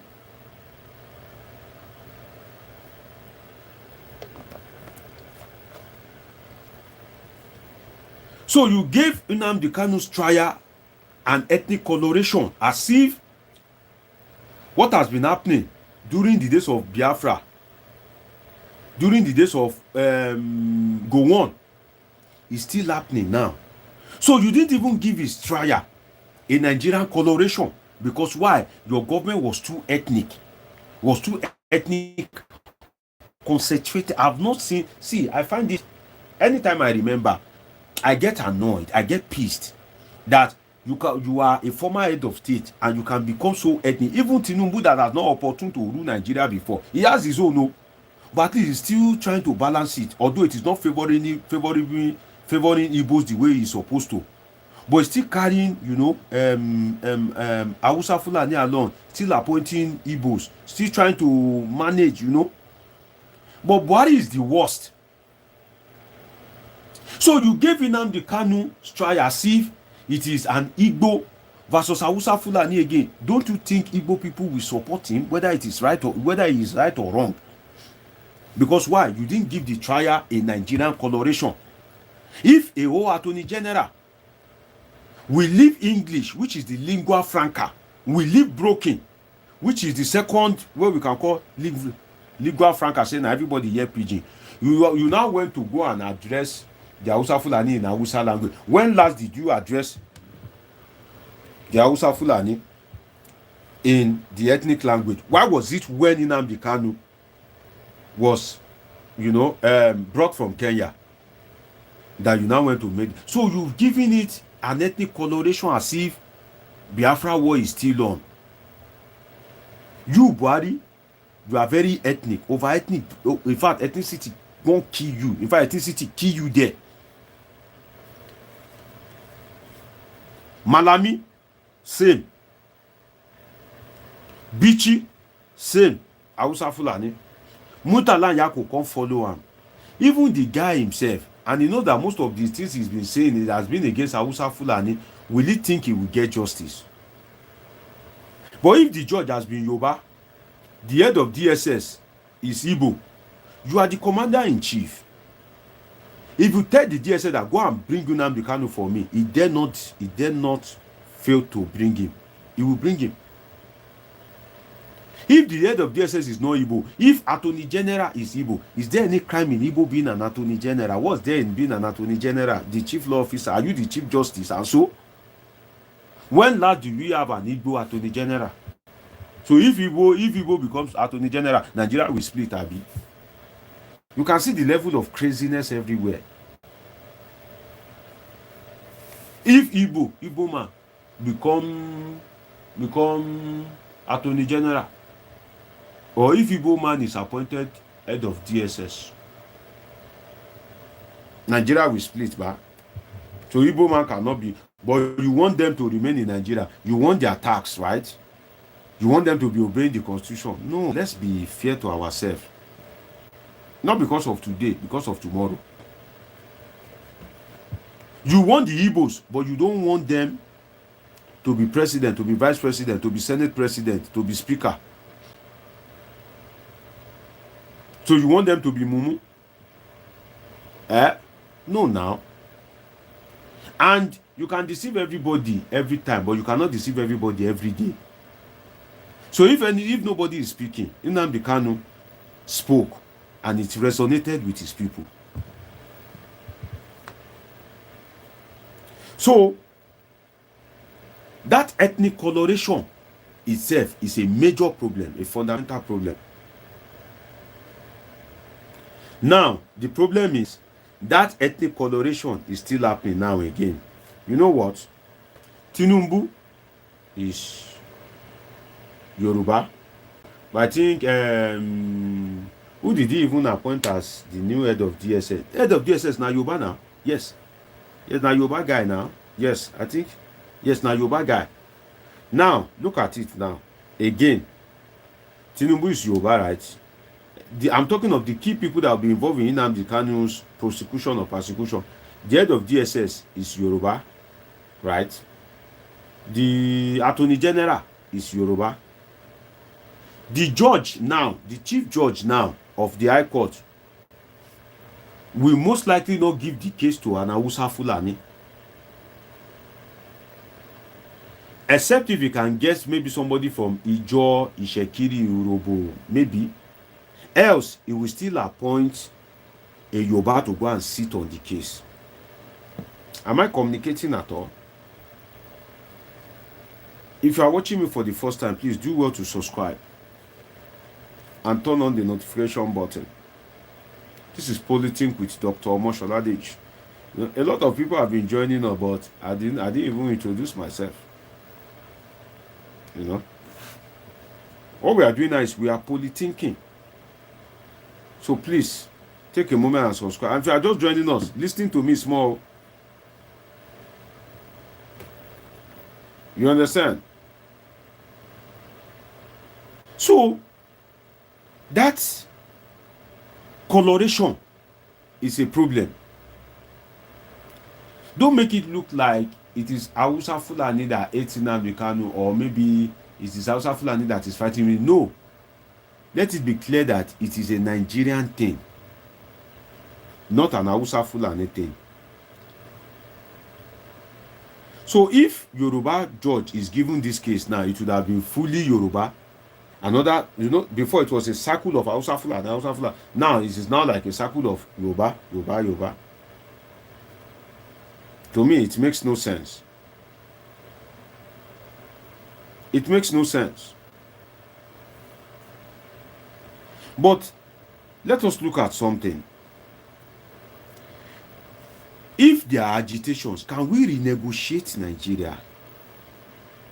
If splitting is not allowed, can we renegotiate Nigeria? Because I want a situation where I like Nigeria the way it is. I won't lie to you. I like Nigeria the way it is because maybe I'll do the analysis another day. As we are, as one country, it has so many strengths. It has so many advantage and disadvantage. But then, if there are clamor, can we renegotiate our existence? For instance, can we say that, okay, if Hausa do am small, may Igbo too do am small?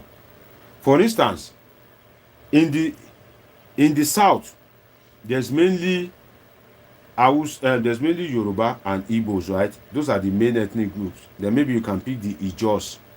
Let's say 3. In the north, there's 2 major ones, Hausa and Fulani. There's another third one, I can't remember. Can we have it that if there's rotational presidency, if the north is doing it now and he is an Hausa man, when it comes to the south, it will be Yoruba. When he go back to the north, it will be Fulani.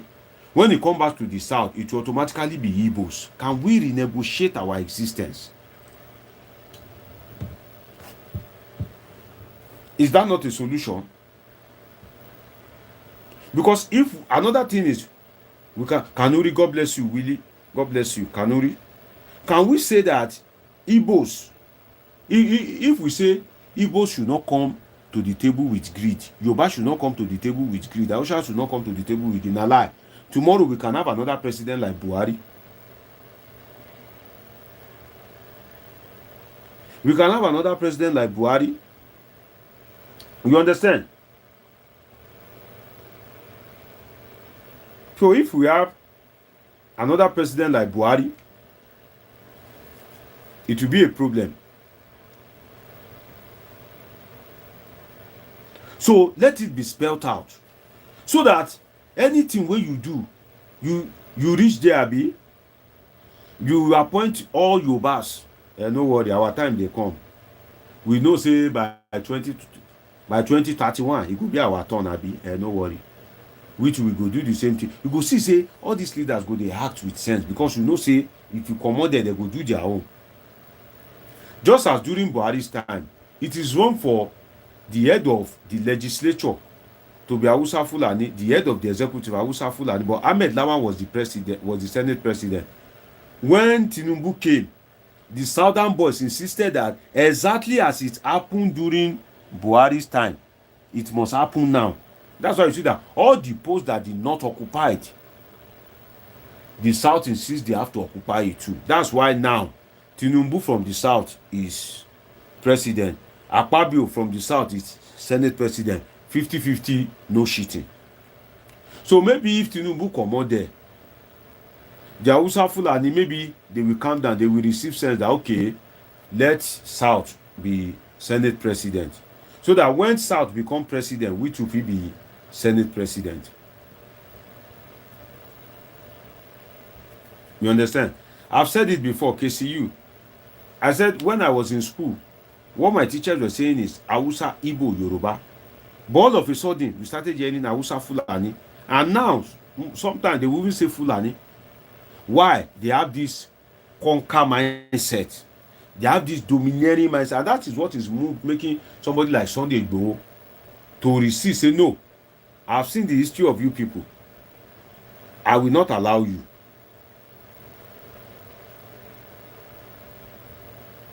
So, can we renegotiate our existence? Is it possible? Can we? In terms of power rotation, in terms of appointment, in terms of justice, in terms of rights, can we renegotiate our existence?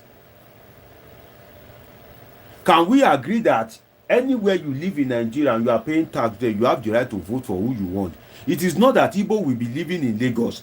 Igbos will be paying tax. When election come, you want to put their thumb on where they should vote for. What kind of thing is that? If you want that kind of thing, can you go and change the constitution?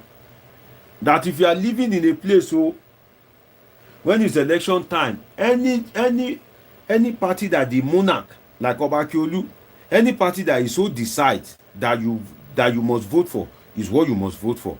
Can you change the constitution? So that Igbos will know that anytime there's election, they have to go and prostrate in the palace and say, our Royal Majesty Obakiolu, who do you want us to vote for? The Obakiolu will say, we are going and vote APC. Yes, sir. Then they will go and vote. But what we have in constitution right now is, if you are residing in a place, you are paying tax, you register there, you can vote for anybody you like. So can we renegotiate our existence in terms of power rotation? Because, for instance, Buhari got there, he was releasing some of these Boko Haram bandits. Tinubu got there, he is releasing Sunday Igboho, discontinuing Showore's trial. If Igbos know that they too will get there, when Peter Obi gets there, or is it Hope Uzodinma or Rochas Okorocha, he too will release Nnamdi Kanu. So if we cannot be fair to ourselves, can we renegotiate our existence? Can we renegotiate in such a way that there will be true equality? Can we?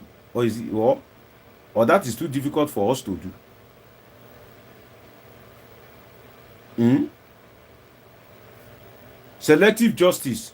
Nnamdi Kanu will call for secession. Sunday Igboho will call for secession. You release Sunday Igboho, you leave Nnamdi Kanu in detention. Now let's assuming but not conceding. But I'm still looking for the video where Nnamdi Kanu is brandishing firearms. I'm yet to see it. But assuming but not conceding that he has firearms, Asari Dokubo will life be brandishing AK-47. He will be giving them, maybe some of you have seen that video, hot water to drink. They will be bowing down before him. They will be drinking water from one big bowl. They will be drinking water as if he's giving them oath, or he is initiating them. The military will not go and bombard him. But when Nnamdi Kanu assembled youth, in fact, I was laughing when Nnamdi Kanu first assembled this Biafra army. I was laughing that this one Biafra army, these boys have not eaten. If you go back to Nnamdi Kanu's video, the first Biafra army that he assembled, I was laughing that, hey, is this one army? This one that have not eaten. See this one that looks like paper, are this one's army or Boy Scout? But then the Nigerian state unleashed terror on them. Why are you not unleashing terror on Asari Dokubo? Can we renegotiate our existence in terms of justice? Can we renegotiate our existence in terms of justice? That okay, let us be just to ourselves. Nnamdi Kanu, they say you do this, okay, you must go down. Oh, okay, no wala. Sunday Igboho, yeah, you two down. Asari Dokubo down. But because Asari Dokubo is a strong supporter of the president, he will be brandishing firearms. But me now, if I hold knockout,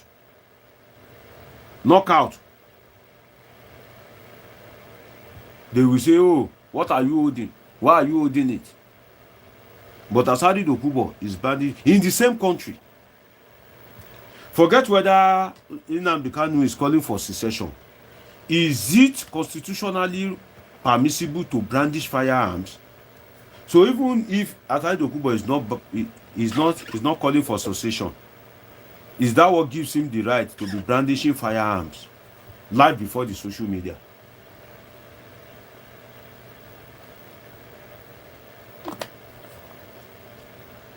So you know where Nnamdi Kanu is. Asari Dokubo is a ghost, Abi. but it's appearing in public space to be giving people hot water to drink. Get your phone lines ready, get your spare phones ready, get your pen and paper ready. I want to call some of you already have the number, so that I can take some contributions for some of you that are watching me. I want to call out the number now. If you are watching me for the first time, please take a moment to subscribe and turn on the notification button. Then the number to dial me on WhatsApp only.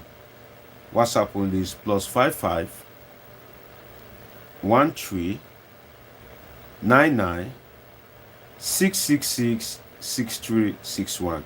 Again, +55 13 99 666 6361. Again, +55 13 99 666 6361. Igbo people, where are you? Oh yeah, come and represent your people. Call me on WhatsApp. I'd like to hear from you. Let me take your thoughts as regards this lecture that I've been giving since. +55 13 99 666 6361.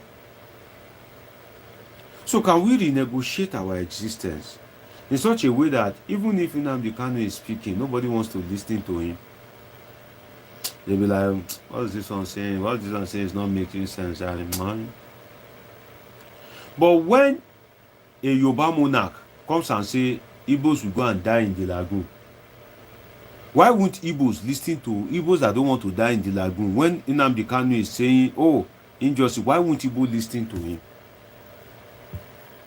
Why won't they listen to him? If the first lady, the wife of the president, Auntie Remi, if Auntie Remi is saying, oh, we can't trust you guys again, no, we are the one that we take over you guys, or is it inherit you guys?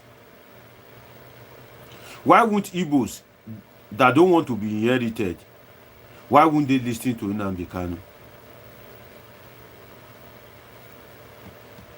So can we treat ourselves fairly first? Then look at what they are charging Nnamdi Kanu for: terrorism. I feel very concerned when the state is seeking permission to kill. Let me explain to you.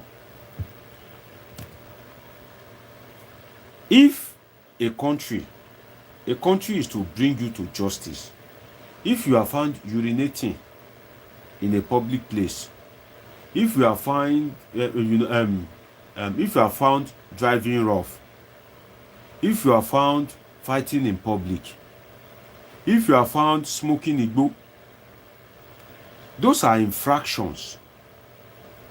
And I spoke about social contract yesterday, whereby you submit your right to gain other right. Then the country is bound, the government is bound to bring you to book. If you kill, it is agreed by everyone that thou shalt not kill. If you kill, they will kill you. So the state is meant to protect and give sanctions to curtail wrongdoing. But it is concerned when the state that is inherently empowered to protect seeks to kill. Are you with me at all? Do I need to speak in tongues? Do I need to lay my hands on your head? Countries rarely seeks to kill. So when you approach the court to charge someone with treason, the way the government of Egbomola is doing all over the place, any small thing, treason, you protest, treason, government doesn't like your face, treason. The word treason is just being abused. Before, when people hear treason, they be like, hey, treason. But now the word is being abused that when people hear treason, they're just like, hey, treason, okay. Imagine.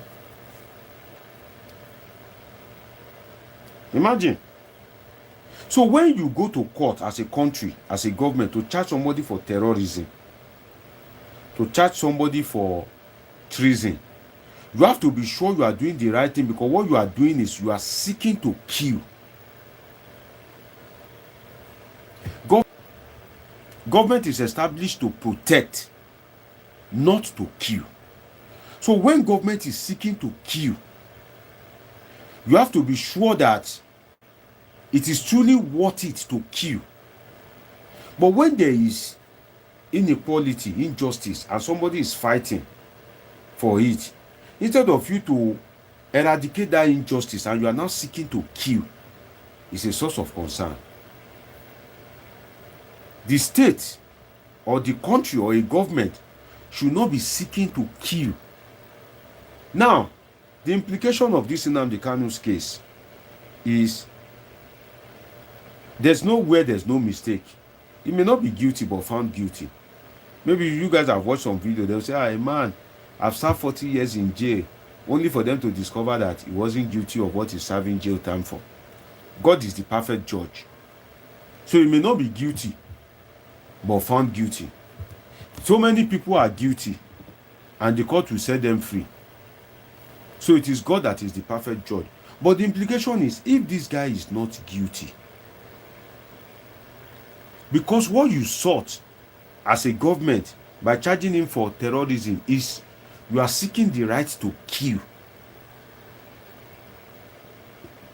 That means that if he is found guilty, Nnamdi Kanu may die. If they found Nnamdi Kanu guilty today and it is death sentence, if Tinubu signed that warrant, forget, he's gone. They will hang him straight. I'm telling you the truth. So for me, as a political scientist, as a social scientist, it is always of grave concern for me if the state, when the social contract theory was being implemented, when it was being implemented, when it was being put in place, it was being established so that the state can protect, not to kill. So that the state can protect those that are being killed. Not, the social contract theory was not implemented so that the government can kill. No. It was implemented so that the government can protect. And government will do all in its capacity to protect. But Nigerian government has not been doing much to protect, in such a way that if you die today, look at Mohbad. Has he gotten justice? After 1 year, the guy never died in vain. So it is of great concern if government that is established to protect is now seeking to kill. Because if you charge people for treason, people say they are hungry, you charge them for treason. If they are found guilty by error or by mistake, it is death sentence. If the judge is lenient, it is life imprisonment. So if they now give them death sentence and you now have a president that he just wake up on the wrong side of the bed and he sign and they hang them, it is of great concern when the state seeks to kill. Especially when you cannot 100% ascertain that life was lost. The state must not be seeking to kill. Because what the state, or if you like, the government was established for, was to protect and to create succor. See, intelligent platform, those usually have crowd. You don't notice. Because why? Our people are very gullible. They prefer where you will speak broken, where you just be abusing. For instance, some of these guys that are on TikTok, all these, hey, what's this guy, yo? This one that calls himself DJ. You know, DJ Chicken. If DJ Chicken is live now, you see people will troop there. What will he be saying? Areka, Asapu, Asapu. People will sit down there for hours. You just say Asapu, Asapu. But intelligent platform, you know, they get crowd.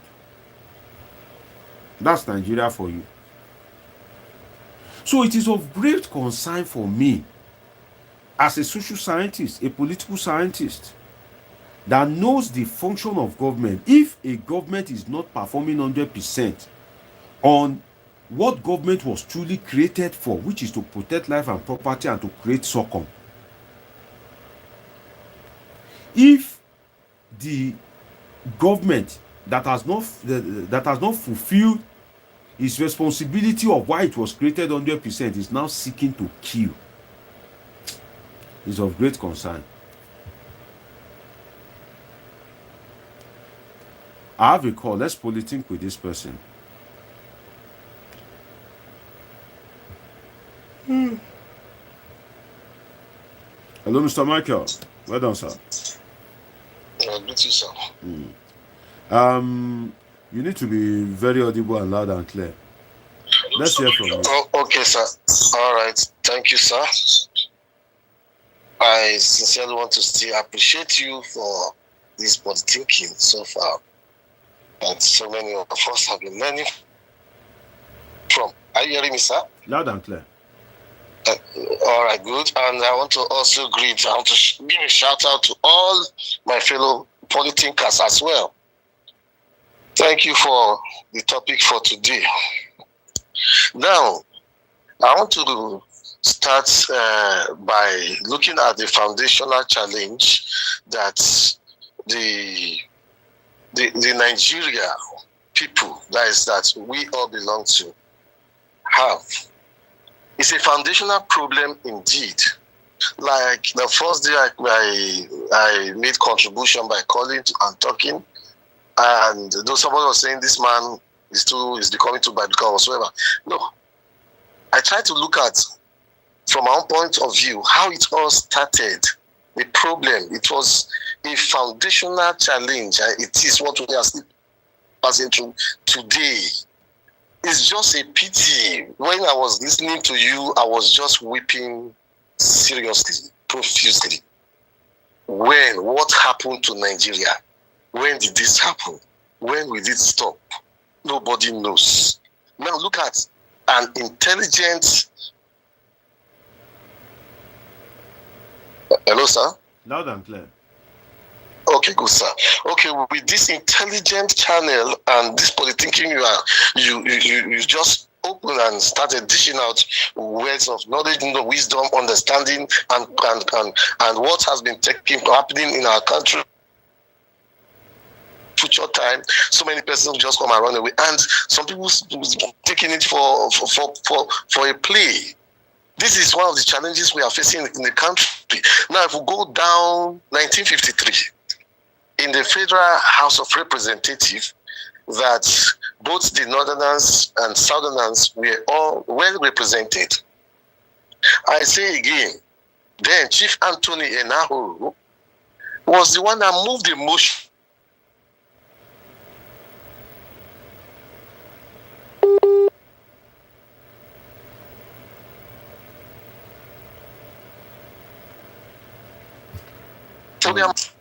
Ella, are you there?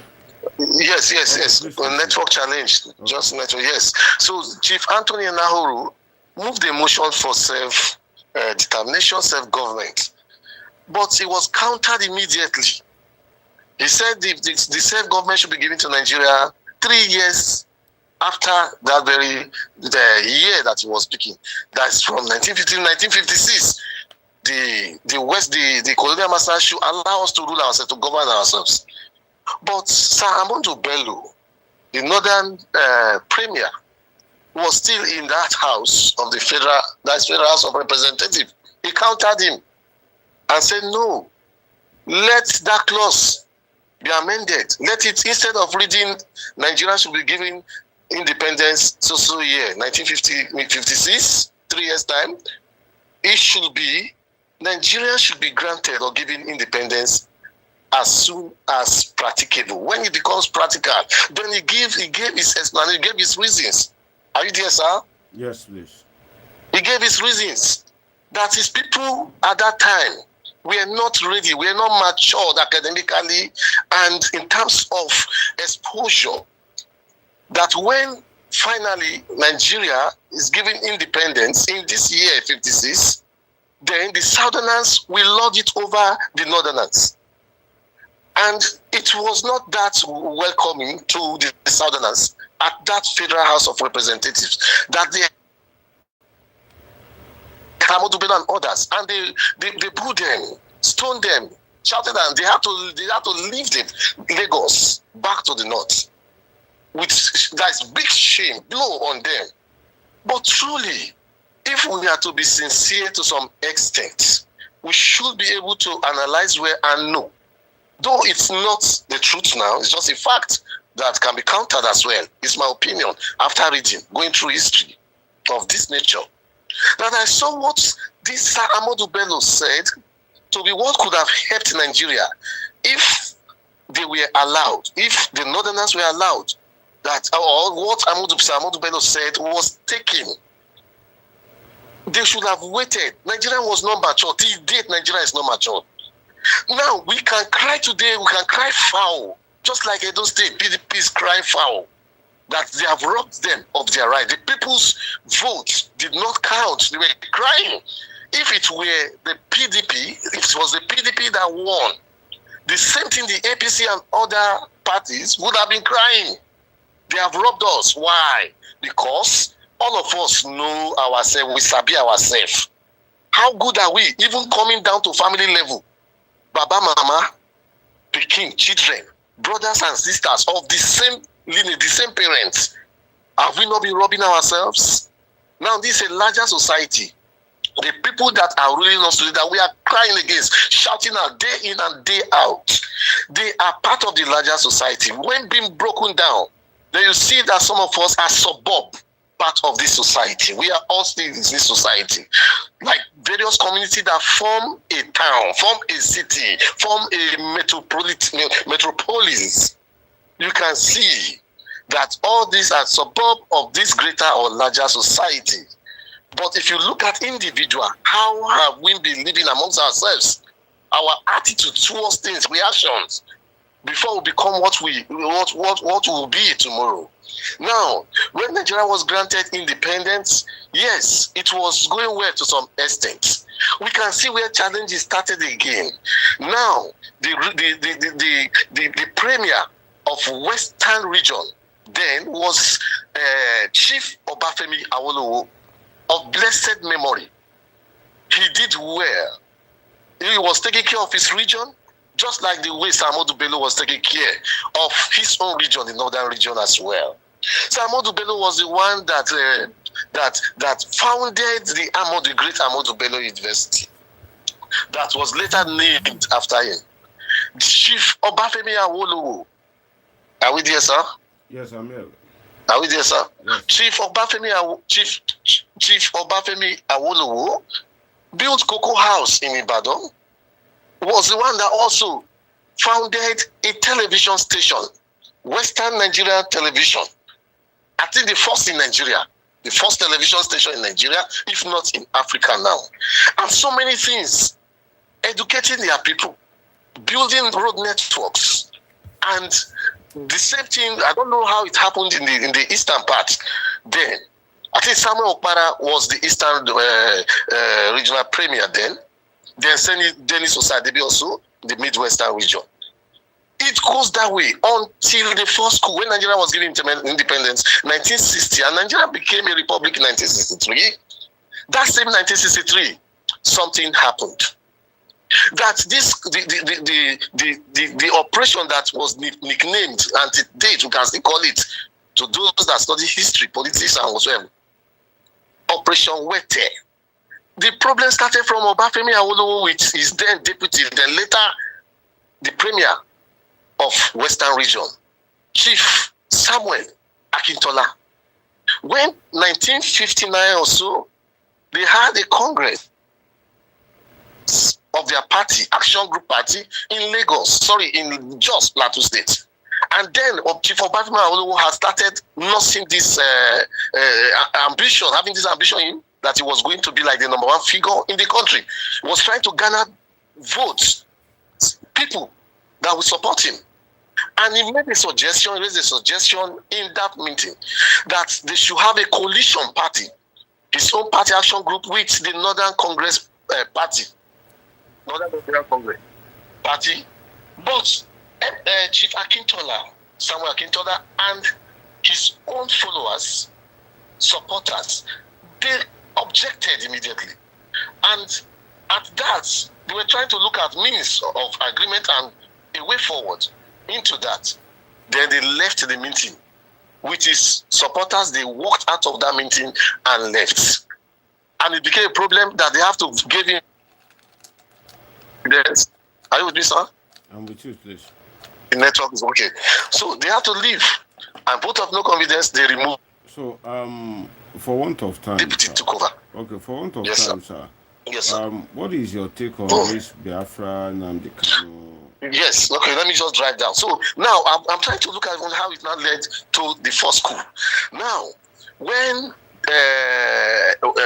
there's Major Ifajuna, one of the coup plotters, a key coup plotter, like that of Major Josike Nzogo, when he was interviewed and asked the reason why they carried out the first coup, he said that they got that the place they got that they started losing it, that the government of that time was incompetent and they were corrupt and some other reasons that he gave.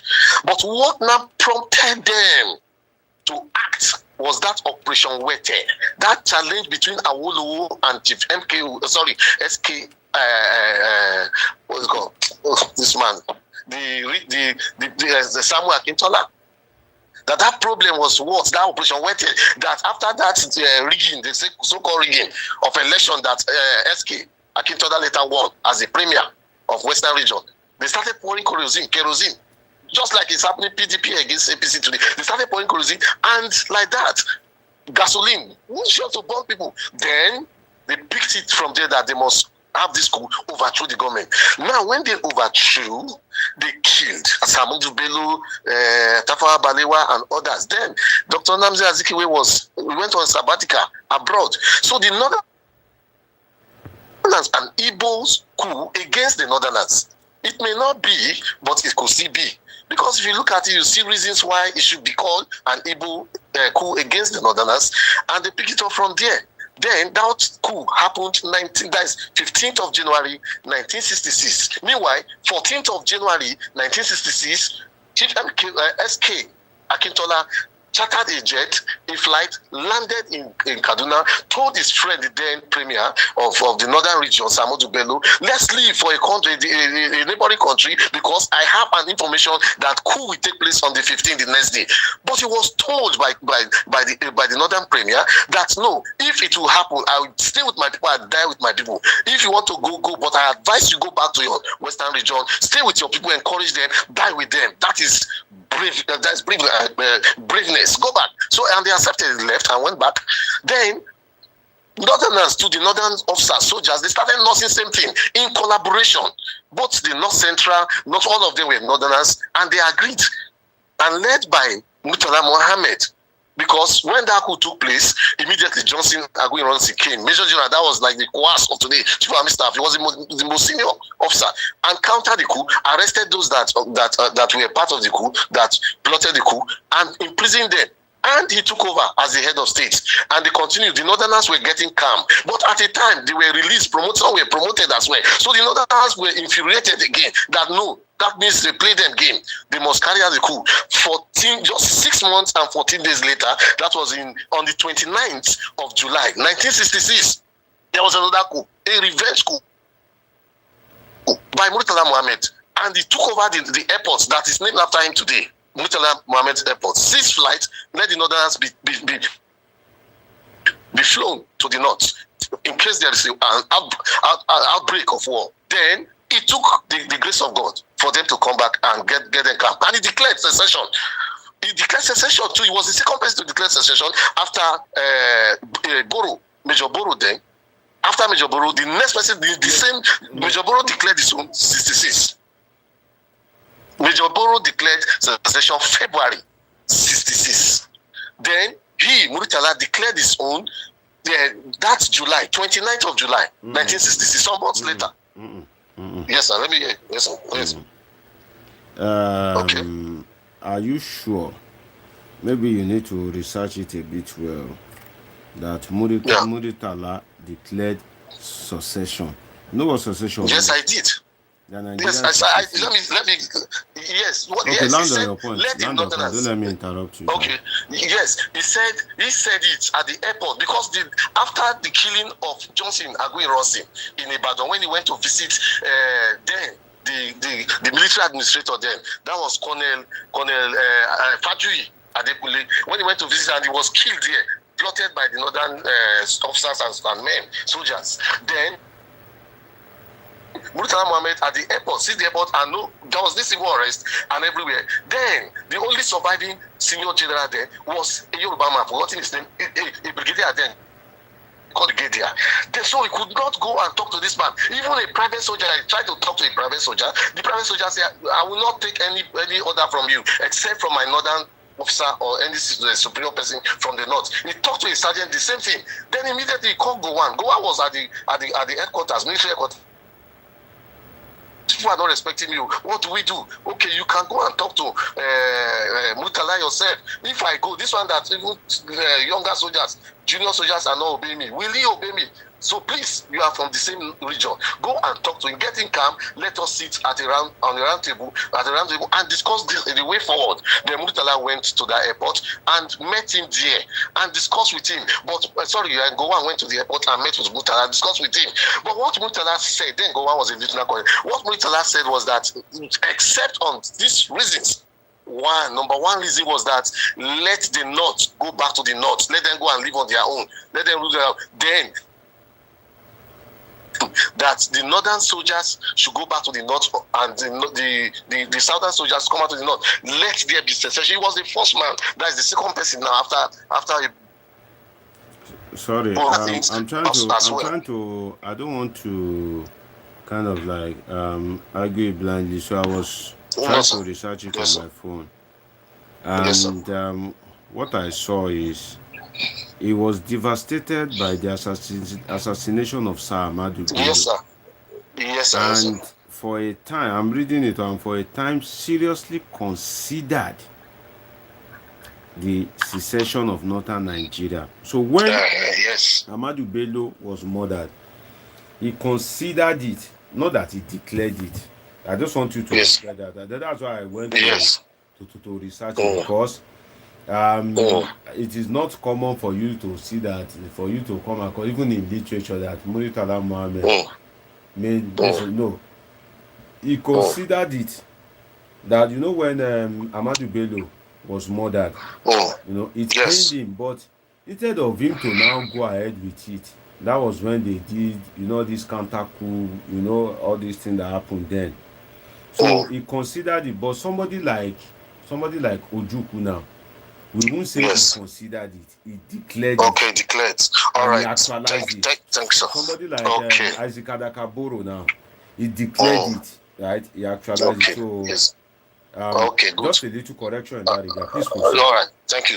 All right, thank you so much. So, all right, he considered it. It was part of what he wrote down too, that this is what they will want, for them to be one, for Nigeria to be one. If the northern region would still continue as one Nigeria, then other things followed. But he was corrected immediately, just like the way you just got me corrected now. Good. That if we leave, northern Nigeria leaves now, where will you be seeing the money to pay the officers and men of the Nigerian armed forces, police, paramilitary, civil servants?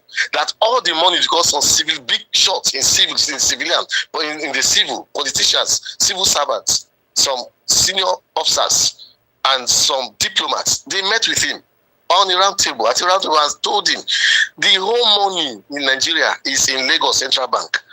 That if you go, where will you be getting the money to pay the soldiers there and others?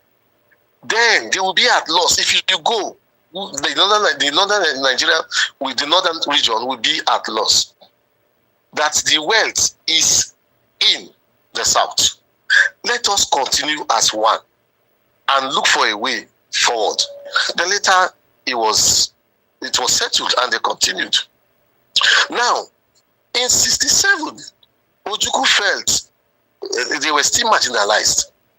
And he declared, so to say, as you told me that, he declared secession, and there was this outbreak of war. And they started fighting themselves. Till today, this is what is affecting Nigeria.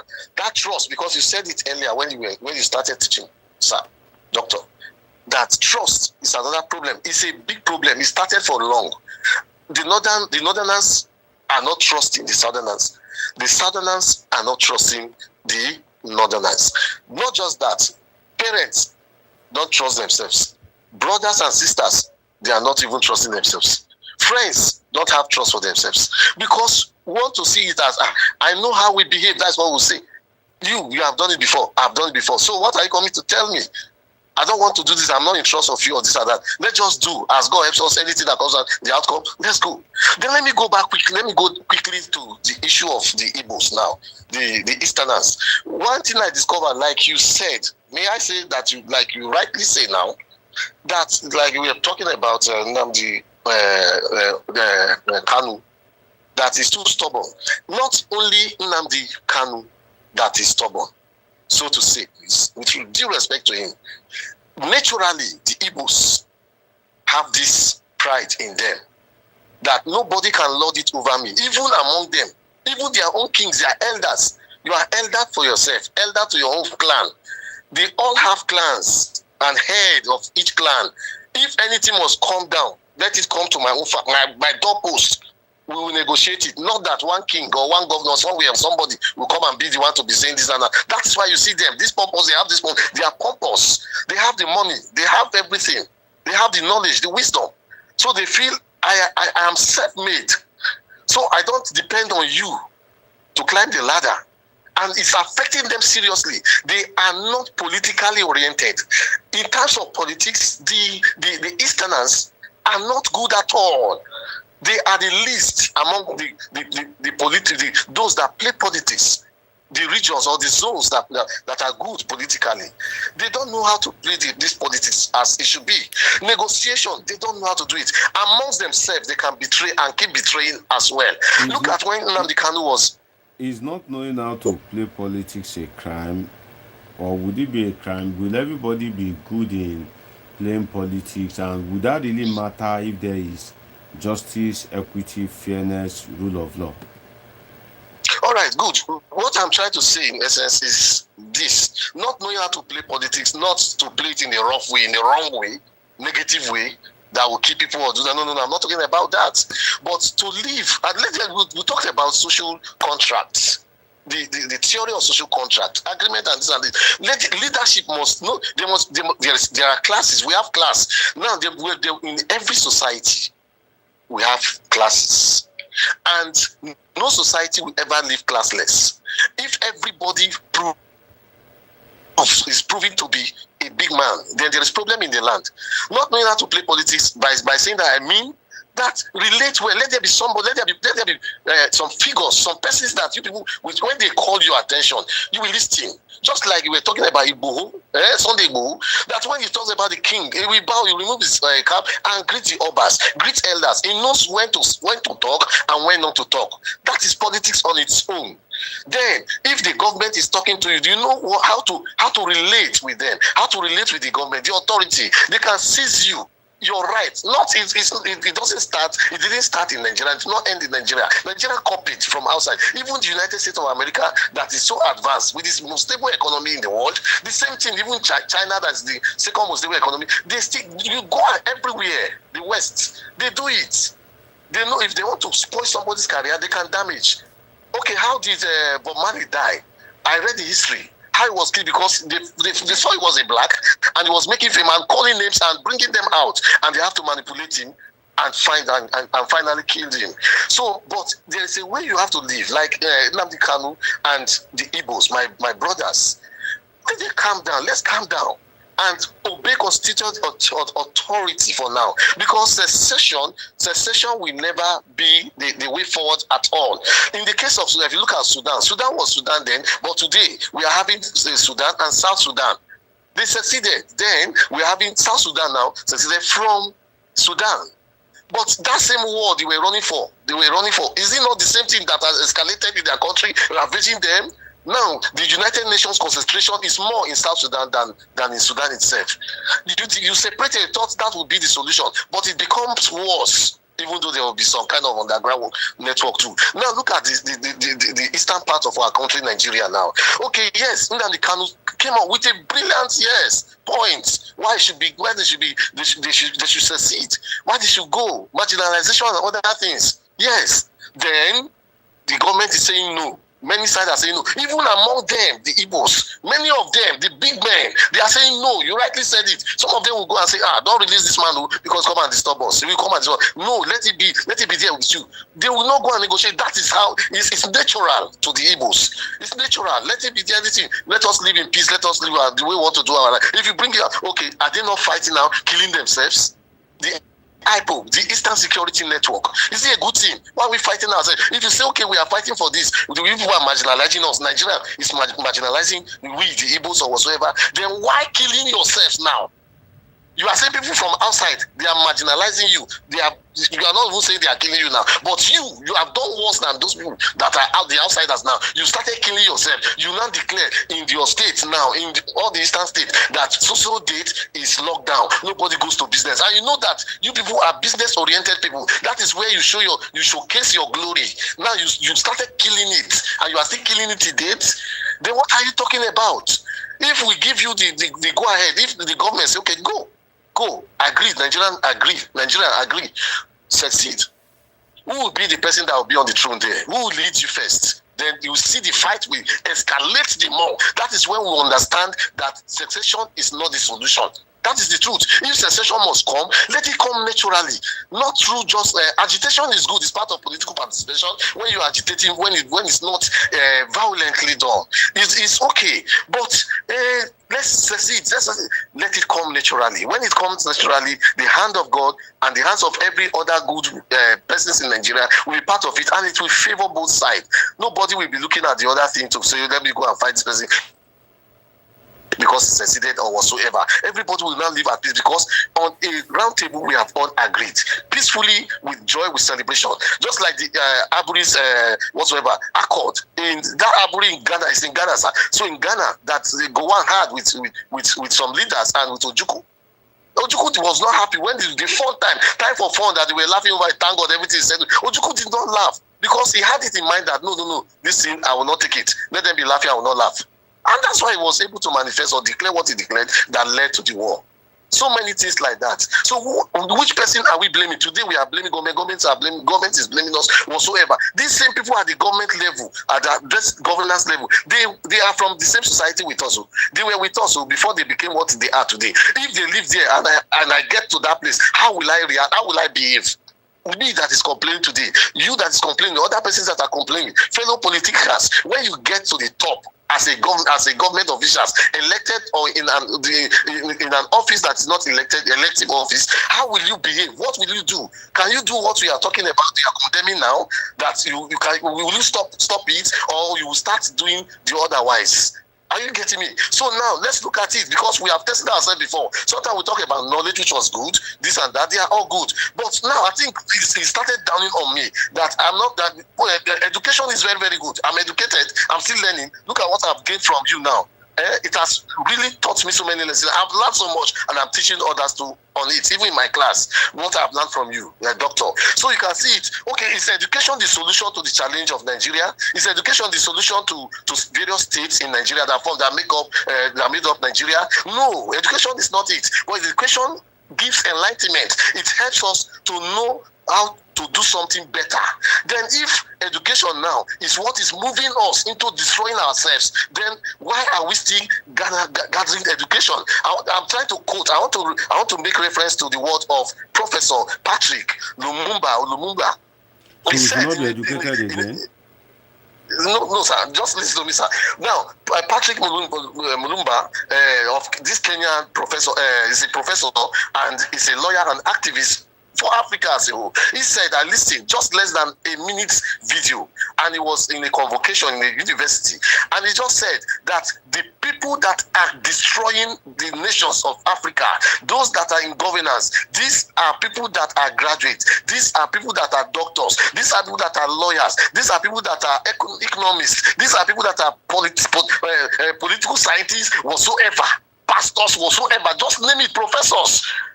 And they are the ones destroying us today, destroying our continent, destroying us everywhere. That is education bad? It's just like saying crude oil that God has blessed Nigeria with. Is it a curse or a blessing? I quote you too, sir. I give you that kudos for saying that. It's your word that I'm saying now. You said it one time on this Polythinking platform. Now I'm repeating it. Just like I talk about the Professor Lumumba, Patrick Lumumba of Kenya.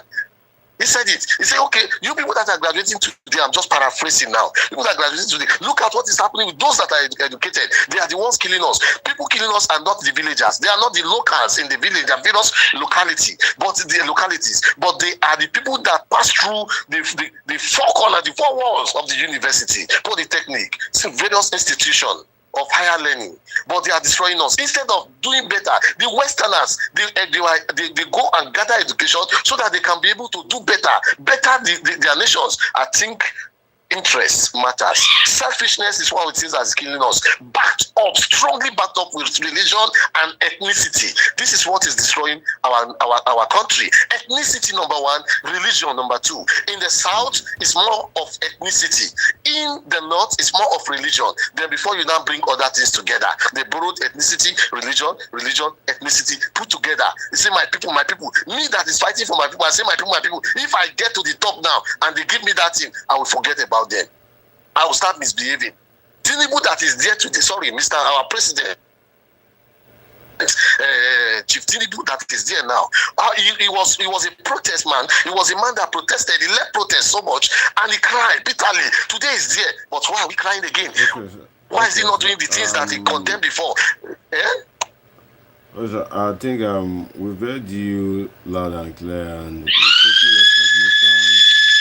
And I can see that they just brought light there because the alarm is making noise. So just give me your parting shot for 30 seconds or 1 minute. Let me allow you to go and enjoy the light before they take you. You know that is an issue in Nigeria. So in just 30 seconds, 1 minute, so that I can go and enjoy the light. So. Thank you, sir. Yeah. Thank you, sir. All right. So to Dr. Deji, our beloved political scientist, PhD, I give you kudos once again. You are a wonderful man indeed, and thank God that I come encounter with you via this means, this channel, and I've been sharing same channel to others too.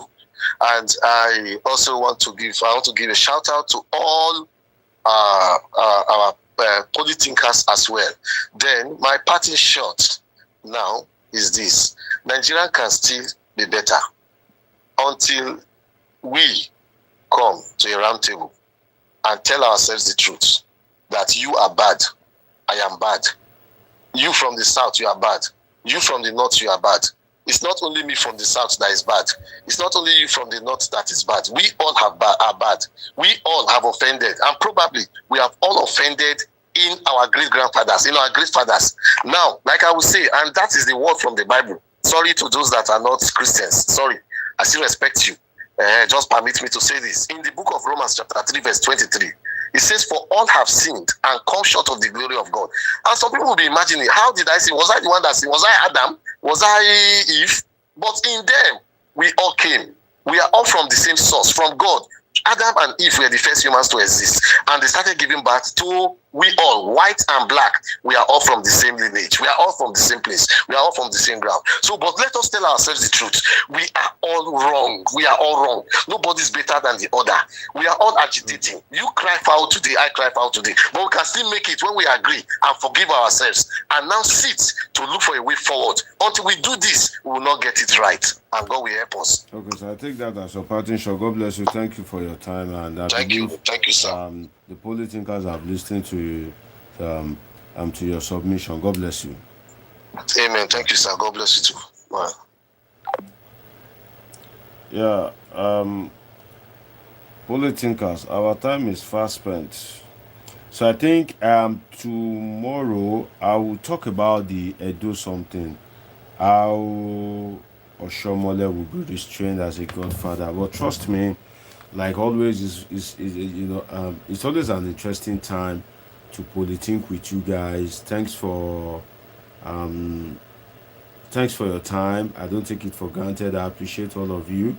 And let's see what happens tomorrow by the special grace of God. Let's see what we can make happen. May God spare our life and make things easy for us by the grace of God. It's been a wonderful time with you on today's episode of Politing with Omoshola Deji. If you are watching me for the first time, I am a political scientist and with a PhD in political science, and this is a bipartisan platform where we discuss politics and happenings in the politics. So if you are watching me, I believe God has destined that you and I will be friends. So if you are yet to subscribe, do well to subscribe and turn on your notification button so that we can always make it happen. This is where we make it happen. And if you are just joining me while I'm closing, move the video back a little bit. Go and play some of my videos. Like I used to say, if you're having a headache, play my video in the morning, play it in the afternoon. If your spouse is fighting you, play my video in the morning, play it in the afternoon. Till I see you again, very soon. I'm not always far from you. Always politic, okay? God bless you. I love all of you, sincerely.